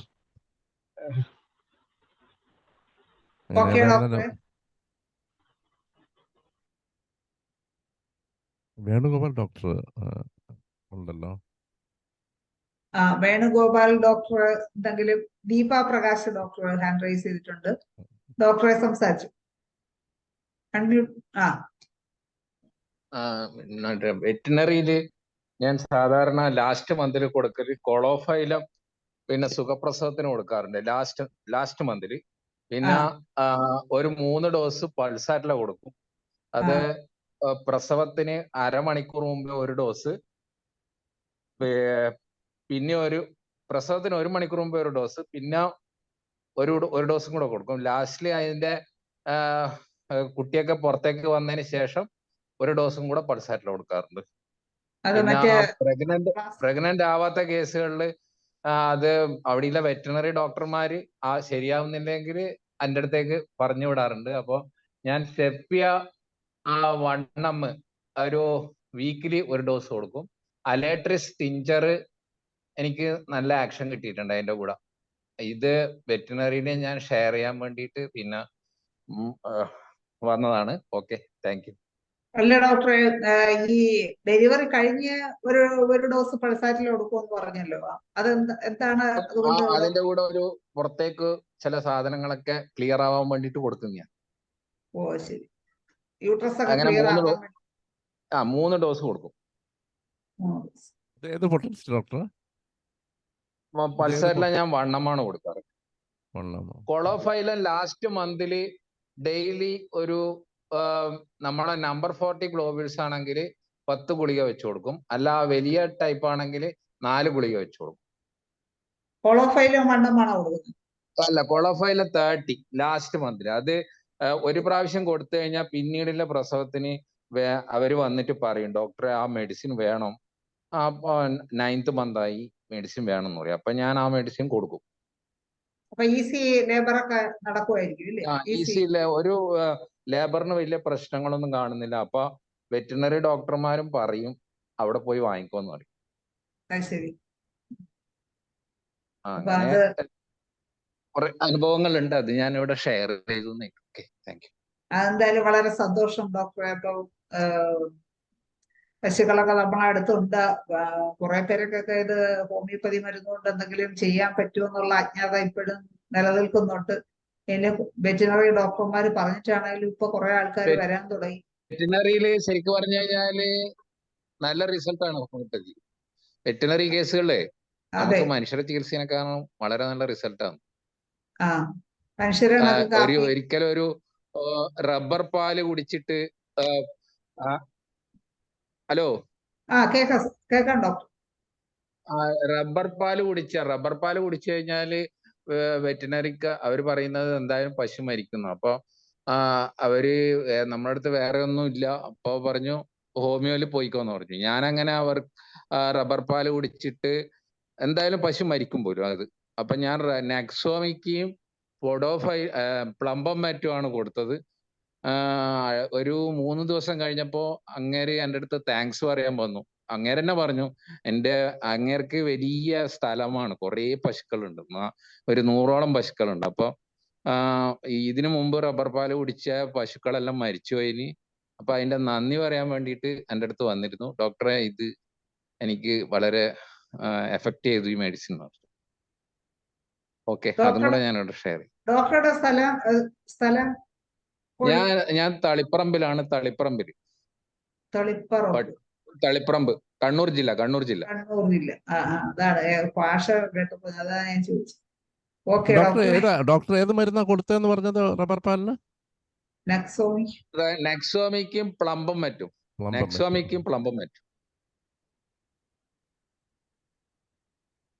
അത് ഞാൻ ഒരു മണിക്കൂറൊക്കെ അല്ല, ശരിക്കും പറഞ്ഞാൽ ഞാൻ അരമണിക്കൂർ വെച്ചൊക്കെ കൊടുത്തു. എന്ന് വെച്ചാല് എങ്ങനെയെങ്കിലും രക്ഷപ്പെടണ്ടേ. അവര് പറഞ്ഞു ഷുവർ ആയിട്ട് മരിക്കും, ഉറപ്പാണെന്ന് പറഞ്ഞു. മുസ്തഫ ഡോക്ടർക്ക് അങ്ങനെ ഒരു അഭിപ്രായം ഉണ്ടോ? മുസ്തഫ ഡോക്ടർ ഈ പശു റബ്ബർ പാല് കുടിച്ചാൽ മരിച്ചു പോകും, അങ്ങനെ ഒരു ഈ പറയുന്ന ഒന്നും ഡോക്ടർ ആയിരിക്കില്ല.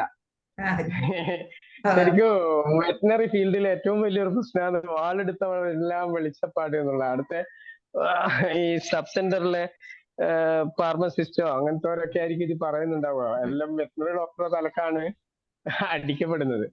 അല്ല, ഇത് റബ്ബർ പാല് കുടിച്ചു എന്ന് പറഞ്ഞത് വെറ്റിനറി ഡോക്ടർ പറഞ്ഞല്ല. റബ്ബർ പാല് കുടിച്ചു എന്ന് പറഞ്ഞത് ആ കർഷകൻ പറഞ്ഞാണ്. അയാള് 100ഓളം പശുക്കൾ. റബ്ബർ പാല് കുടിച്ചു എന്ന് പറഞ്ഞത് കർഷകനാണ്. പക്ഷെ അത് ഒന്നുമില്ല, തട്ടിപ്പോകുന്ന് പറയുന്നത് ഡോക്ടർ. അല്ല, അയാൾക്ക് ഇതിനു മുമ്പ് അയാൾക്ക് റബ്ബർ എസ്റ്റേറ്റും ഉണ്ട്, പശു ഉണ്ട്. അപ്പൊ അയാൾക്ക് ഇതിനു മുമ്പ് അങ്ങനെ റബ്ബർ പാല് കുടിച്ചിട്ട് പശുക്കൾ മരിച്ചു പോയിരുന്നു. അതുകൊണ്ടാണ് അയാളെ. പക്ഷെ അവര് അറ്റൻഡ് ചെയ്യുന്നതൊന്നും യഥാർത്ഥ ഡോക്ടർ ആയിരിക്കില്ല. ഈ ഫീൽഡിലുള്ള അല്ല, എനിക്ക് ആ കർഷകൻ പറഞ്ഞ അനുഭവം ഇല്ലു. കർഷകൻ പറഞ്ഞത് ശരി തന്നെ. പക്ഷെ കർഷകൻ ഈ പ്രത്യേകിച്ചും കണ്ണൂർ ജില്ലയില് ഉൾപ്രദേശങ്ങളിലൊന്നും ഡോക്ടർമാർ പലയിടത്തും ഇല്ല. ഉള്ളവര് തന്നെ ഏതെങ്കിലും തെക്കുന്ന് വന്നവരെ എങ്ങനെങ്കിലും ഊരിപ്പോണോന്ന് വിചാരിക്കുന്ന മൈൻഡില്ലാണ്ട് ഇരിക്കുന്ന ടീമുകളായിരിക്കും. അപ്പൊ അവിടെയൊക്കെ ഈ ഡോക്ടർ എന്ന് പറയപ്പെടുന്നൊന്നും ഡോക്ടർ ആയിരിക്കില്ല പലരും. അതുകൊണ്ടാണ് അവര് ഇതിന് റിസ്കിന് നിൽക്കുകയൊന്നും ചെയ്യാത്തത് എന്നാണ് എനിക്ക് മനസ്സിലാവുന്നത്. കാരണം പല വിധത്തിലും അത് ട്രീറ്റ് ചെയ്യാം. ഹോമിയോ കൊണ്ട് ട്രീറ്റ് ചെയ്യാം, അല്ലാണ്ട് ട്രീറ്റ് ചെയ്യാം, പിന്നെ സർജറിയും ചെയ്യാം. നമുക്കത് ഓവർ ആണെങ്കിൽ സർജറി ചെയ്തും പോക്കാം. പക്ഷെ നമ്മളിതിപ്പോ ഹോമിയോ പഠിച്ചതിന് ശേഷം അതിന്റെ ഒരു ആവശ്യം വരുന്നില്ല. പിന്നെ നമ്മളെ ഏരിയയിലൊന്നും റബ്ബർ പാലിന്റെ ഒരു ഇഷ്യൂ ഇല്ല കേട്ടോ. ഞങ്ങൾ കോഴിക്കോട് തീരദേശത്താണ്, അവിടെ റബ്ബർ കൃഷി ഇല്ല. അതുകൊണ്ട് തന്നെ റബ്ബർ പാലിന്റെ ഇല്ല. പക്ഷെ എന്നാലും ഇത് പറയുന്നൊന്നും വെറ്റിനറി ഡോക്ടർ ആവാതിരിക്കാനാണ് സാധ്യത. ഞാൻ വെറ്റിനറി ഡോക്ടറാന്ന് പറഞ്ഞില്ല ഡോക്ടറെ, ഞാൻ വെറ്റിനറി ഡോക്ടറാന്ന് പറഞ്ഞില്ല. ഞാൻ പറഞ്ഞു കർഷകൻ എൻ്റെ അടുത്ത് അയാൾക്ക് 3-4 പശുക്കൾ മരിച്ചിരുന്നു, അതിന് സാധ്യത ഇല്ല എന്ന് പറഞ്ഞിട്ടുണ്ട് എന്ന് പറഞ്ഞൊരു സ്റ്റേറ്റ്മെന്റ് അതിന്റെ ഇടക്കുണ്ടായിരുന്നു. അതുകൊണ്ട് ഞാൻ പറഞ്ഞു.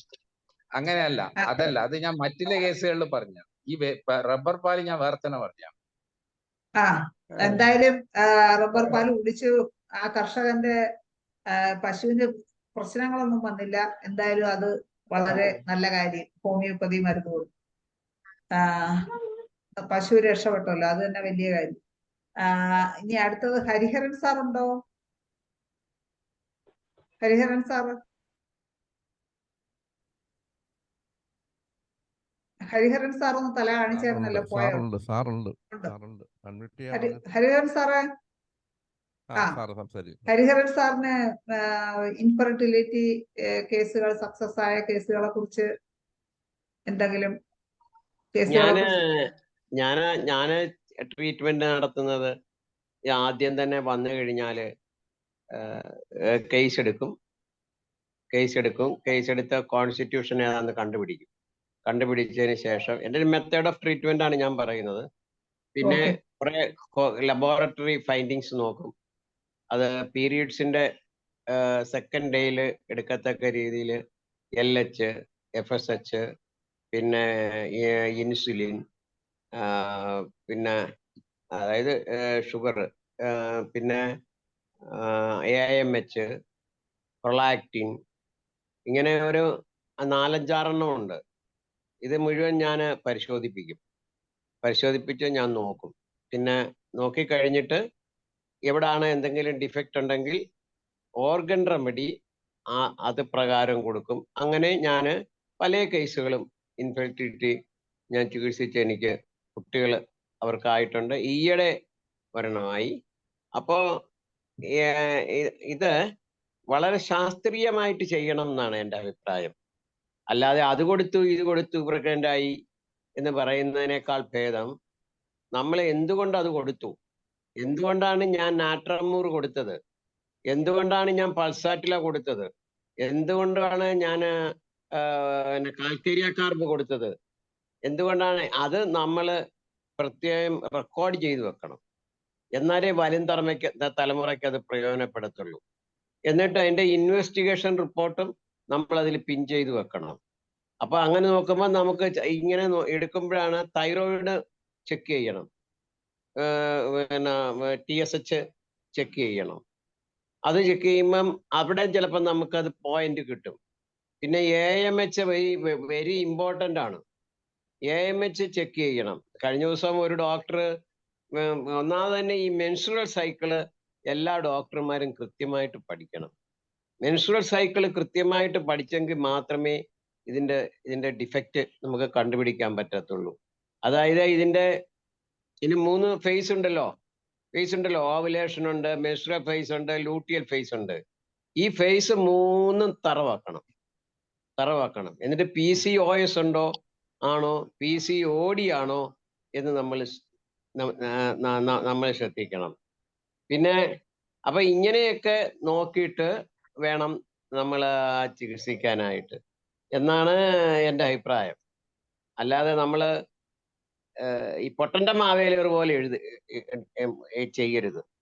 ഇന്നതുകൊണ്ട് കഴിഞ്ഞ ദിവസം വന്നത് AMH വളരെ സ്ലോ ആയിരുന്നു. അപ്പൊ ഞാൻ അത് വെച്ചോണ്ട് കോൺസ്റ്റിറ്റ്യൂഷണൽ മെഡിസിനും അത് വെച്ചോണ്ട് 38 വയസ്സുണ്ടായിരുന്നു. സാധാരണ 38 വയസ്സുണ്ടെങ്കിൽ അങ്ങനെ പ്രഗ്നന്റ് ആവില്ല. എന്താന്ന് വെച്ചാൽ AMH നോർമൽ റേഞ്ച് വന്നില്ല എങ്കിൽ ഈ ഓവുലേഷൻ ഉണ്ടാവില്ല. അതുകൊണ്ടാണ് ആ ഗൈനക്കോളജിസ്റ്റ് പറഞ്ഞത് ആകത്തില്ല എന്ന് പറഞ്ഞത്. അത് നമുക്ക് മനസ്സിലാവും. പിന്നെ അവര് ഒരു കാര്യം പ്രത്യേകം, അവരുടെയൊക്കെ ഞാനൊരു പറഞ്ഞൊരു കാര്യമുണ്ട്. നിങ്ങൾ കുട്ടികൾ ഉണ്ടാവാൻ വേണ്ടിയിട്ട് ബന്ധപ്പെടരുത്. നിങ്ങൾ ആസ് യൂഷ്വൽ സാധാരണ പോലെ ബന്ധപ്പെടുന്ന കണക്ക് ബന്ധപ്പെട്ടു, അപ്പൊ നിങ്ങൾക്ക് കുട്ടികൾ ഉണ്ടായിക്കോളും. അങ്ങനെ ഒരു മോട്ടിവേഷനിലൂടെ നിങ്ങൾ ബന്ധപ്പെടരുത് എന്ന് പറഞ്ഞു. ആ സ്ത്രീ കറക്റ്റായിട്ട് ഇതായി കഴിഞ്ഞപ്പോൾ എൻ്റെ ഒക്കെ പറഞ്ഞു, സാറ് മാത്രമേ ഇത് പറഞ്ഞിട്ടുള്ളൂ. ആസ് യൂഷ്വൽ ബന്ധപ്പെടുക, റിലാക്സ്ഡ് ആയിട്ട് ബന്ധപ്പെടുക. ഇതാണ് എനിക്ക് ഇത്രയും പറയാനുള്ളൂ. എന്നാണ് എനിക്ക് ഈ ഫെലോ ഡോക്ടർമാരുടെ ഒക്കെ പറയാനുള്ളത്. കറക്റ്റ് മെൻസ്ട്രൽ സൈക്കിൾ പഠിക്കുക, അതിന്റെ ovulatory phase, follicular phase, menstrual phase, luteal phase, ഇതെല്ലാം കൃത്യമായിട്ട് പഠിക്കുക. PCOD എന്താണെന്ന് മനസ്സിലാക്കുക, PCOS എന്താണെന്ന് മനസ്സിലാക്കുക, US സ്കാൻ ചെയ്യുക, ഫൈബ്രോയിഡോ അങ്ങനെ എന്തെങ്കിലും ഉണ്ടെങ്കിൽ അതും കൂടെ നമ്മൾ ട്രീറ്റ് ചെയ്യുക. എന്നിട്ട് അതിനൊക്കെ മെഡിസിൻ ഉണ്ട്, അതിനൊക്കെ കറക്റ്റ് ആയിട്ടുള്ള മെഡിസിൻ ഉണ്ട്. ഇപ്പോൾ അതിൽ ധാരാളം ടിഞ്ചേഴ്സ് ഉണ്ട്.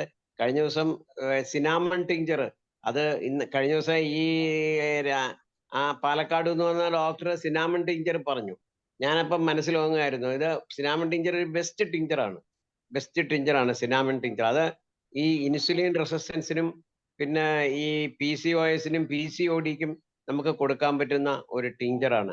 അതുപോലെ തന്നെ ഞാൻ പല ടിഞ്ചേഴ്സ് ഉണ്ട്, ഞാൻ അതിൻ്റെ ഒന്നും പേര് പറയുന്നില്ല. ഇങ്ങനെയുള്ള കുറെ ഓർഗൻ റെമഡീസ് ഉണ്ട്. അത് നമ്മൾ അതിന്റെ ഫിസിയോളജിക്കൽ ആയിട്ടുള്ള എല്ലാം നോക്കി പഠിച്ച് മനസ്സിലാക്കി കൃത്യമായിട്ട് ചെയ്യുക. ആന്റീരിയർ പിറ്റ്യൂട്ടറിയുടെ ഫംഗ്ഷൻ പഠിക്കുക, പിന്നെ ഹൈപ്പോതലാമസിന്റെ ഫംഗ്ഷൻ പഠിക്കുക, തൈറോയിഡിന്റെ ഫംഗ്ഷൻ പഠിക്കുക. എന്നിട്ട് ആന്റീരിയർ പിറ്റ്യൂട്ടറിയിൽ നിന്ന് ഏതൊക്കെ ഹോർമോണാണ് പോകുന്നത്, പിന്നെ എന്തുകൊണ്ട് ആൻഡ്രോജൻസ് കൂടുന്നു, അത് നോക്കണം. എന്തുകൊണ്ടാണ് ആൻഡ്രോജൻസ് കൂടുന്നത്? അപ്പൊ ടെസ്റ്റോസ്റ്ററോൺ കൂടുമ്പോഴത്തേക്ക് ഈ PCOSന് ചാൻസ് ഉണ്ട്. അപ്പൊ ടെസ്റ്റോസ്റ്ററോണിന്റെ നമ്മൾ നോക്കണം. ഇങ്ങനെ ഈ ഇൻവെസ്റ്റിഗേഷൻ എല്ലാം നോക്കി US സ്കാനിങ് നോക്കി നമ്മുടെ മുൻവശത്ത് ഇത് വന്നു കഴിഞ്ഞാൽ നമുക്ക് തീരുമാനിക്കാം ഇത് ഏത് രീതിയിൽ നമ്മൾ പോകണം എന്ന് തീരുമാനിക്കാം. മറ്റു വേറെ പറഞ്ഞ ഒത്തിരി കാര്യങ്ങൾ ധനേഷ് പറഞ്ഞിട്ടുണ്ട്, അതൊന്നും ഞാൻ പറയുന്നില്ല, അത് ഞാൻ ഇടപെടുന്നുമില്ല. ഈ രീതിയിലാണ് ഈ ഇൻഫെർട്ടിലിറ്റി ചികിത്സിക്കേണ്ടത് എന്നാണ് എൻ്റെ അഭിപ്രായം. ഓക്കെ, എനിക്ക് ഇത്രേ പറയാനുള്ളൂ. Thank you very much. നന്ദി ഹരിഹരൻ സാറ്, എന്തായാലും ഇത്രയും കാര്യങ്ങൾ നമുക്ക് പറഞ്ഞു തന്നതിന്. ഇനി ആർക്കെങ്കിലും ഇൻഫെർട്ടിലിറ്റി സക്സസ് ആയ ഏതെങ്കിലും കേസുകൾ ഉണ്ടെങ്കിലോ അല്ലെങ്കിൽ ഈ വിഷയത്തിൽ എന്തെങ്കിലും പറയാനുണ്ടെങ്കിൽ തീർച്ചയായിട്ടും ഹാൻഡ് റൈസ് ചെയ്യണം. ഈ സമയം കുറവാണ്, ഒരു 5 മിനിറ്റ് കൂടിയേ ഉള്ളൂ. ദേവൻ ഡോക്ടർ നേരത്തെ വന്നിട്ടുണ്ടായിരുന്നല്ലോ, ദേവൻ ഡോക്ടർ ഉണ്ടോ? ഇല്ലെങ്കിൽ മറ്റാർക്കെങ്കിലും പറയണമെങ്കിലും തീർച്ചയായിട്ടും ഹാൻഡ് റൈസ് ചെയ്യണം. ആരെയും കാണുന്നില്ല. കുറുക്കു സാർ തിരിച്ചു വന്നോ?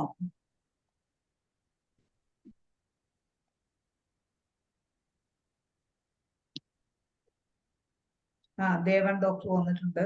ദേവൻ ഡോക്ടർ അൺമ്യൂട്ട് ചെയ്ത് സംസാരിച്ചു. ഞാൻ ഡ്രൈവ് ചെയ്തോണ്ടിരിക്കുകയാണ്, ഞാൻ അങ്ങോട്ട് വീട്ടിലേക്ക് എത്തിയില്ല. കേൾക്കാമോ? കേൾക്കാം. എനിക്ക് ഇപ്പൊ ഇതില് നമുക്ക് നമ്മുടെ IFPHന്റെ പ്ലാറ്റ്ഫോമിൽ തന്നെ വളരെ ഇത്തരം കേസുകൾ ഒരുപാട് ശരിയാക്കിയിട്ടുള്ള ഡോക്ടർമാരുണ്ടല്ലോ. അപ്പം അവരൊക്കെ സംസാരിച്ചു, എനിക്ക് കേൾക്കാൻ കഴിഞ്ഞില്ല. നമ്മുടെ രമാദേവി അമ്പാടിയും ശാന്താചന്ദ്രനും ഉണ്ടോന്ന് അറിയില്ല, ഹാൻഡ് റൈസ് ചെയ്തിട്ടില്ല ഡോക്ടർ ഇതുവരെ. ഇപ്പൊ ഡോക്ടറുടെ ആ ഒരു എക്സ്പീരിയൻസ് ഷെയർ ചെയ്തു. ഞാൻ പൊതുവെ കഴിഞ്ഞ ദിവസം പറഞ്ഞിരുന്നു, ഞാൻ എല്ലാത്തിനും സിംഗിൾ ഡോസാ കൊടുക്കണം. പക്ഷെ 15 മിനിറ്റ് ഇടവിട്ടൊക്കെയാണ് കൊടുക്കണം. പക്ഷെ ഒറ്റ ഡോസ് മാത്രം കൊടുത്ത് എനിക്കൊരു കേസ്, ഞാനത് IHKയുടെ മറ്റേ ഫേസ്ബുക്ക് ഗ്രൂപ്പിൽ വർഷങ്ങൾക്ക് മുമ്പ് ഇട്ടതാണ്. ഒരു സിംഗിൾ ഡോസ് വിജയഗാഥ എന്ന് പറയുന്നതാണ് അത് ഇട്ടത്. കാരണം ഒറ്റ ഡോസ് കൊണ്ട് എനിക്കൊരു ഇൻഫെർട്ടിലിറ്റി ശരിയായിട്ടുണ്ട്, ഒറ്റ ഡോസ് മാത്രം കൊടുത്തിട്ട്. പിന്നെ അത് ഞാൻ അതിനെ വിശദമായിട്ട് അതിൽ ഇട്ടിരുന്നു അന്ന് വർഷങ്ങൾക്ക് മുമ്പ്. അത് ഞാനൊന്ന് സൂചിപ്പിക്കാം സമയം ഉണ്ടെങ്കിൽ. കാരണം ബാക്കിയുള്ളവരൊക്കെ ഉണ്ട്. എൻ്റെ അടുത്ത് പിന്നെ വിവാഹം കഴിഞ്ഞിട്ട് വർഷങ്ങളായി, കുട്ടികളില്ല, അങ്ങനെയാണ് എൻ്റെ അടുത്ത് വരുന്നത്. അപ്പോൾ അന്ന് ഞാൻ മാരീഡ് അല്ല. ഇവൻ ആണെങ്കിൽ, ഇയാളാണെങ്കിൽ 21ാമത്തെ വയസ്സിൽ വിവാഹം കഴിച്ചു. അപ്പോൾ 21 വയസ്സിലൊക്കെ അന്ന് ഇവിടെയൊക്കെ നാട്ടിൻപുറത്തൊക്കെ അങ്ങനെ വിവാഹം നടത്തും, ചില കുറച്ച് എഡ്യൂക്കേറ്റഡ് അല്ലാത്ത ഫാമിലി. അപ്പോൾ 21 വയസ്സിനുള്ളിൽ ഒരു 3-4 വർഷം എന്നിട്ട് വളരെ നമ്മൾ നോക്കുമ്പോൾ സാധാരണ ഒരു ഇൻഫെർട്ടിലിറ്റിക്ക് ഒരു പിന്നെ എന്ന് പറഞ്ഞ് ഓടുന്ന പ്രായം ഇവർക്ക് ആയില്ല ശരിക്കും വരുന്നത്. പക്ഷെ വിവാഹം കഴിഞ്ഞിട്ട് കുറച്ച് നാളുകൾ പിന്നെ ആയി എന്നുള്ളൊരു പ്രശ്നമുണ്ട്, വർഷങ്ങളായി എന്നുള്ളൊരു പ്രശ്നം മാത്രമേ ഉള്ളൂ. അപ്പോൾ പിന്നെ 2 കൂട്ടരുടെയും പിന്നെ ടെസ്റ്റുകളിൽ പിന്നെ അങ്ങനെ ഇയാൾക്ക് കുറച്ച് ഇത് കുറവുണ്ട്, സ്പേം കൗണ്ട് കുറവുണ്ട് എന്നല്ലാതെ മറ്റ് ഫിസിയോളജിക്കൽ അങ്ങനെയുള്ള പ്രശ്നങ്ങളൊന്നുമില്ല. വൈഫാണെങ്കിൽ ഓൾമോസ്റ്റ് നോർമലാണ്. മറ്റ് പ്രശ്നങ്ങളൊന്നും തന്നെ വൈഫിനില്ല. അപ്പോൾ പിന്നെ എന്ത് ചെയ്യണം എന്നുള്ളത് ഒരു കൺഫ്യൂഷൻ. അപ്പം നമുക്ക് സാധാരണഗതിയിൽ 2 കൂട്ടരും നോർമൽ ആണെങ്കിൽ, നോർമൽ കേസിൽ കൺസീവ് ചെയ്യാത്തതിന് നമ്മൾ ഉപയോഗിക്കുന്ന ഒരു മെഡിസിൻ ഉണ്ട്, ബോറാക്സ്.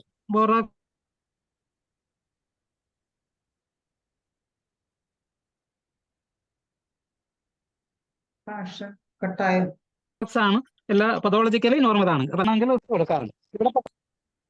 കേട്ടില്ല ഡോക്ടറെ. ഹലോ, എവിടെ വെച്ചാ പോയത്?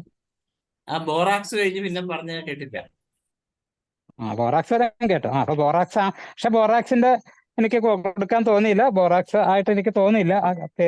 തോന്നിയില്ല എന്ന് വെച്ച് കഴിഞ്ഞാൽ അത് ഉൾവിളിയൊന്നും അല്ല, ബോറാക്സിന്റെ മറ്റ് സിംറ്റംസ് ഒന്നും ഇല്ലായിരുന്നു, എനിക്ക് അതിനെ ഒന്ന് എലിസിറ്റ് ചെയ്തെടുക്കാൻ പറ്റിയില്ല. അതുകൊണ്ട് ഞാൻ വിചാരിച്ചു ബോറാക്സ് കൊടുക്കണ്ട എന്നിരിക്കുമ്പോഴാണ് വെറുതെ യാദൃശ്ചികമായിട്ട് ഇവരോട് അതായത് ഈ പേഷ്യനോട് ചോദിച്ചു എങ്ങനെയായിരുന്നു, അച്ഛനോ അമ്മയോ വളരെ കർശനമായിരുന്നോ എന്ന് ചോദിച്ചു. കർശനമായിരുന്നോ എന്ന് ചോദിച്ചപ്പോൾ ഈ പെൺകുട്ടിയാണ് മറുപടി പറഞ്ഞത്, അയാളുടെ ഭാര്യ. ഡോക്ടർ അറിയില്ല ഇന്ന വീട്ടിലെ അവരുടെ വീട്ടുപേര് പറഞ്ഞു, അവരുടെ പേരും പറഞ്ഞു. അപ്പോൾ അവർ വളരെ ഫേമസ് ആണ്. വളരെ ഫേമസ് എന്ന് വെച്ച് കഴിഞ്ഞാൽ ഒരു പിന്നെ ആണുങ്ങളെ പോലെ സംസാരിക്കുക, ആണുങ്ങളെ പോലെ എന്ന് പറയുമ്പോൾ സ്ത്രീ വിരുദ്ധതയാണ് പറയണമെന്ന് വിചാരിക്കരുത്. അവർ കുറച്ച് ഭയങ്കരമായിട്ട് അഗ്രസീവായിട്ട് പെരുമാറുന്ന ഒരു സ്ത്രീ എന്ന് വിചാരിക്കുക, അത്രയും വിചാരിച്ചാൽ മതി. അല്ലാതെ നമ്മളിപ്പോൾ അങ്ങനെയൊന്നും പറയാൻ പാടില്ലല്ലോ, അതൊക്കെ ജെൻഡർ ഇഷ്യൂ ഒക്കെ ഉണ്ടാവും.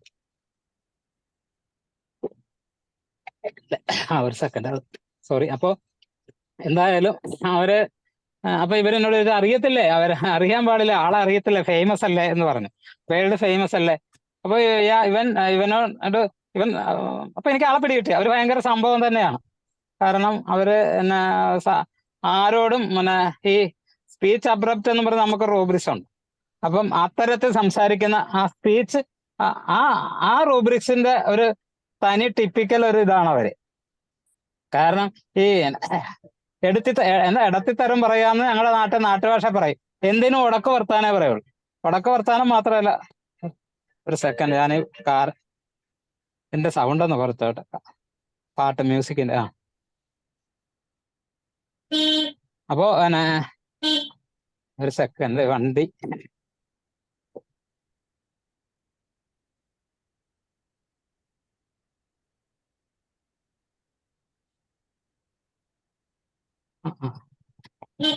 സോറി.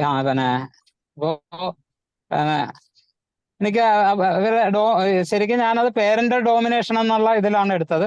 പേരന്റൽ ഡോമിനേഷൻ എക്സസീവ് ആകുമ്പോൾ നമ്മൾ സാധാരണഗതിയിൽ കൊടുക്കാറുള്ള പ്രധാന മെഡിസിൻ എന്ന് പറയുന്നത് കാർസിനോസിനാണ്. ഇപ്പൊ കാർസിനോസിൻ തന്നെ കൊടുക്കാം. കാരണം ഇവൻ എന്നോട് പറഞ്ഞൊരു വാക്കുണ്ട്, ഞാൻ അതൊന്നും തമാശക്കായിട്ട് പറയും. ഇങ്ങനെ വീട്ടിൽ അവൻ അധികം പഠിച്ചിട്ടൊന്നുമില്ല, പക്ഷെ കേൾക്കുന്നുണ്ടോ? കേൾക്കുന്നുണ്ട്. ഹലോ, ഞാൻ വണ്ടി ഓടിക്കുന്നു. കുഴപ്പമില്ല ഡോക്ടറെ, നല്ലപോലെ ക്ലിയർ ആണല്ലോ.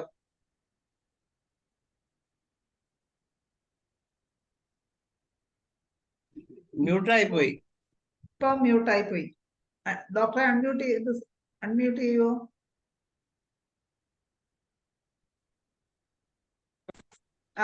Hello, okay. ഇടയ്ക്ക് ഒരു ഫോൺ വന്നതാ. ഞാൻ വണ്ടി ഡ്രൈവ് ചെയ്തോണ്ടിരിക്കുക. അപ്പോ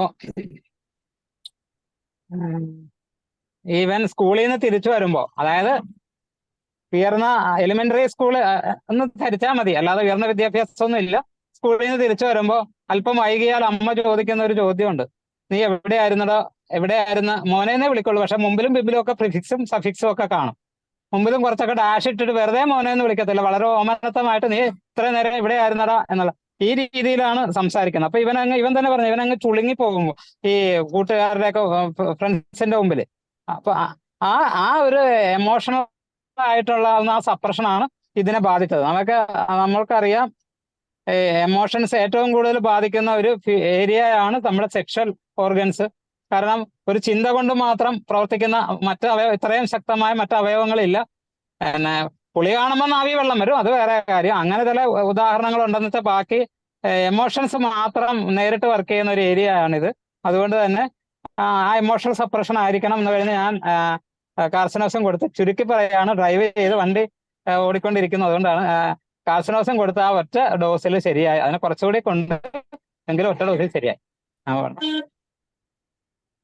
ഓക്കെ ഡോക്ടർ, എന്തായാലും കാർസിനോസിൻ കൊണ്ട് ഒരു ഇൻഫെർട്ടിലിറ്റി കേസ് സുഖപ്പെടുത്തി എന്ന് ഉള്ളതും ഒരു പുതിയ അറിവ് തന്നെയാണ്. എന്തായാലും കേസ് വളരെ കറക്റ്റായിട്ട് കേസ് എടുത്തതിന്റെ ആ ഒരു പ്രാധാന്യം കൊണ്ട് അസുഖം മാറ്റാൻ പറ്റി. അതൊരു പ്രധാനപ്പെട്ട. അതിനകത്തെ ഹലോ, കേൾക്കാം ഡോക്ടർ, പറഞ്ഞു. ഈ സിംഗിൾ ഡോസ് വിജയഗാഥ എന്ന ഹെഡിങ് കൊടുക്കാൻ തന്നെ അതിലൊരു വ്യംഗ്യ അർത്ഥം കൂടിയുണ്ട്. ഞാൻ സിംഗിൾ ഡോസ് ഈ പറഞ്ഞ ഞാൻ ടിങ്ചറൊക്കെ നന്നായിട്ട് ഉപയോഗിക്കുന്ന ഒരാളാണ്. ഞാൻ പലപ്പോഴും ഈ വേദി അത് പറഞ്ഞിട്ടുണ്ട്. അപ്പൊ അതുകൊണ്ട് ഇത് ഇങ്ങനെ പറഞ്ഞെന്ന് വെച്ച് എല്ലാം ഇങ്ങനെ കോൺസ്റ്റിറ്റ്യൂഷൻ എടുത്ത് ശരിയാക്കാം എന്നൊന്നും എനിക്ക് അഭിപ്രായമില്ല. അവിടെ മറ്റൊന്നും കിട്ടുന്നില്ല, ആള് നോർമലാണ്, ടെസ്റ്റുകളൊക്കെ നോർമലാണ്.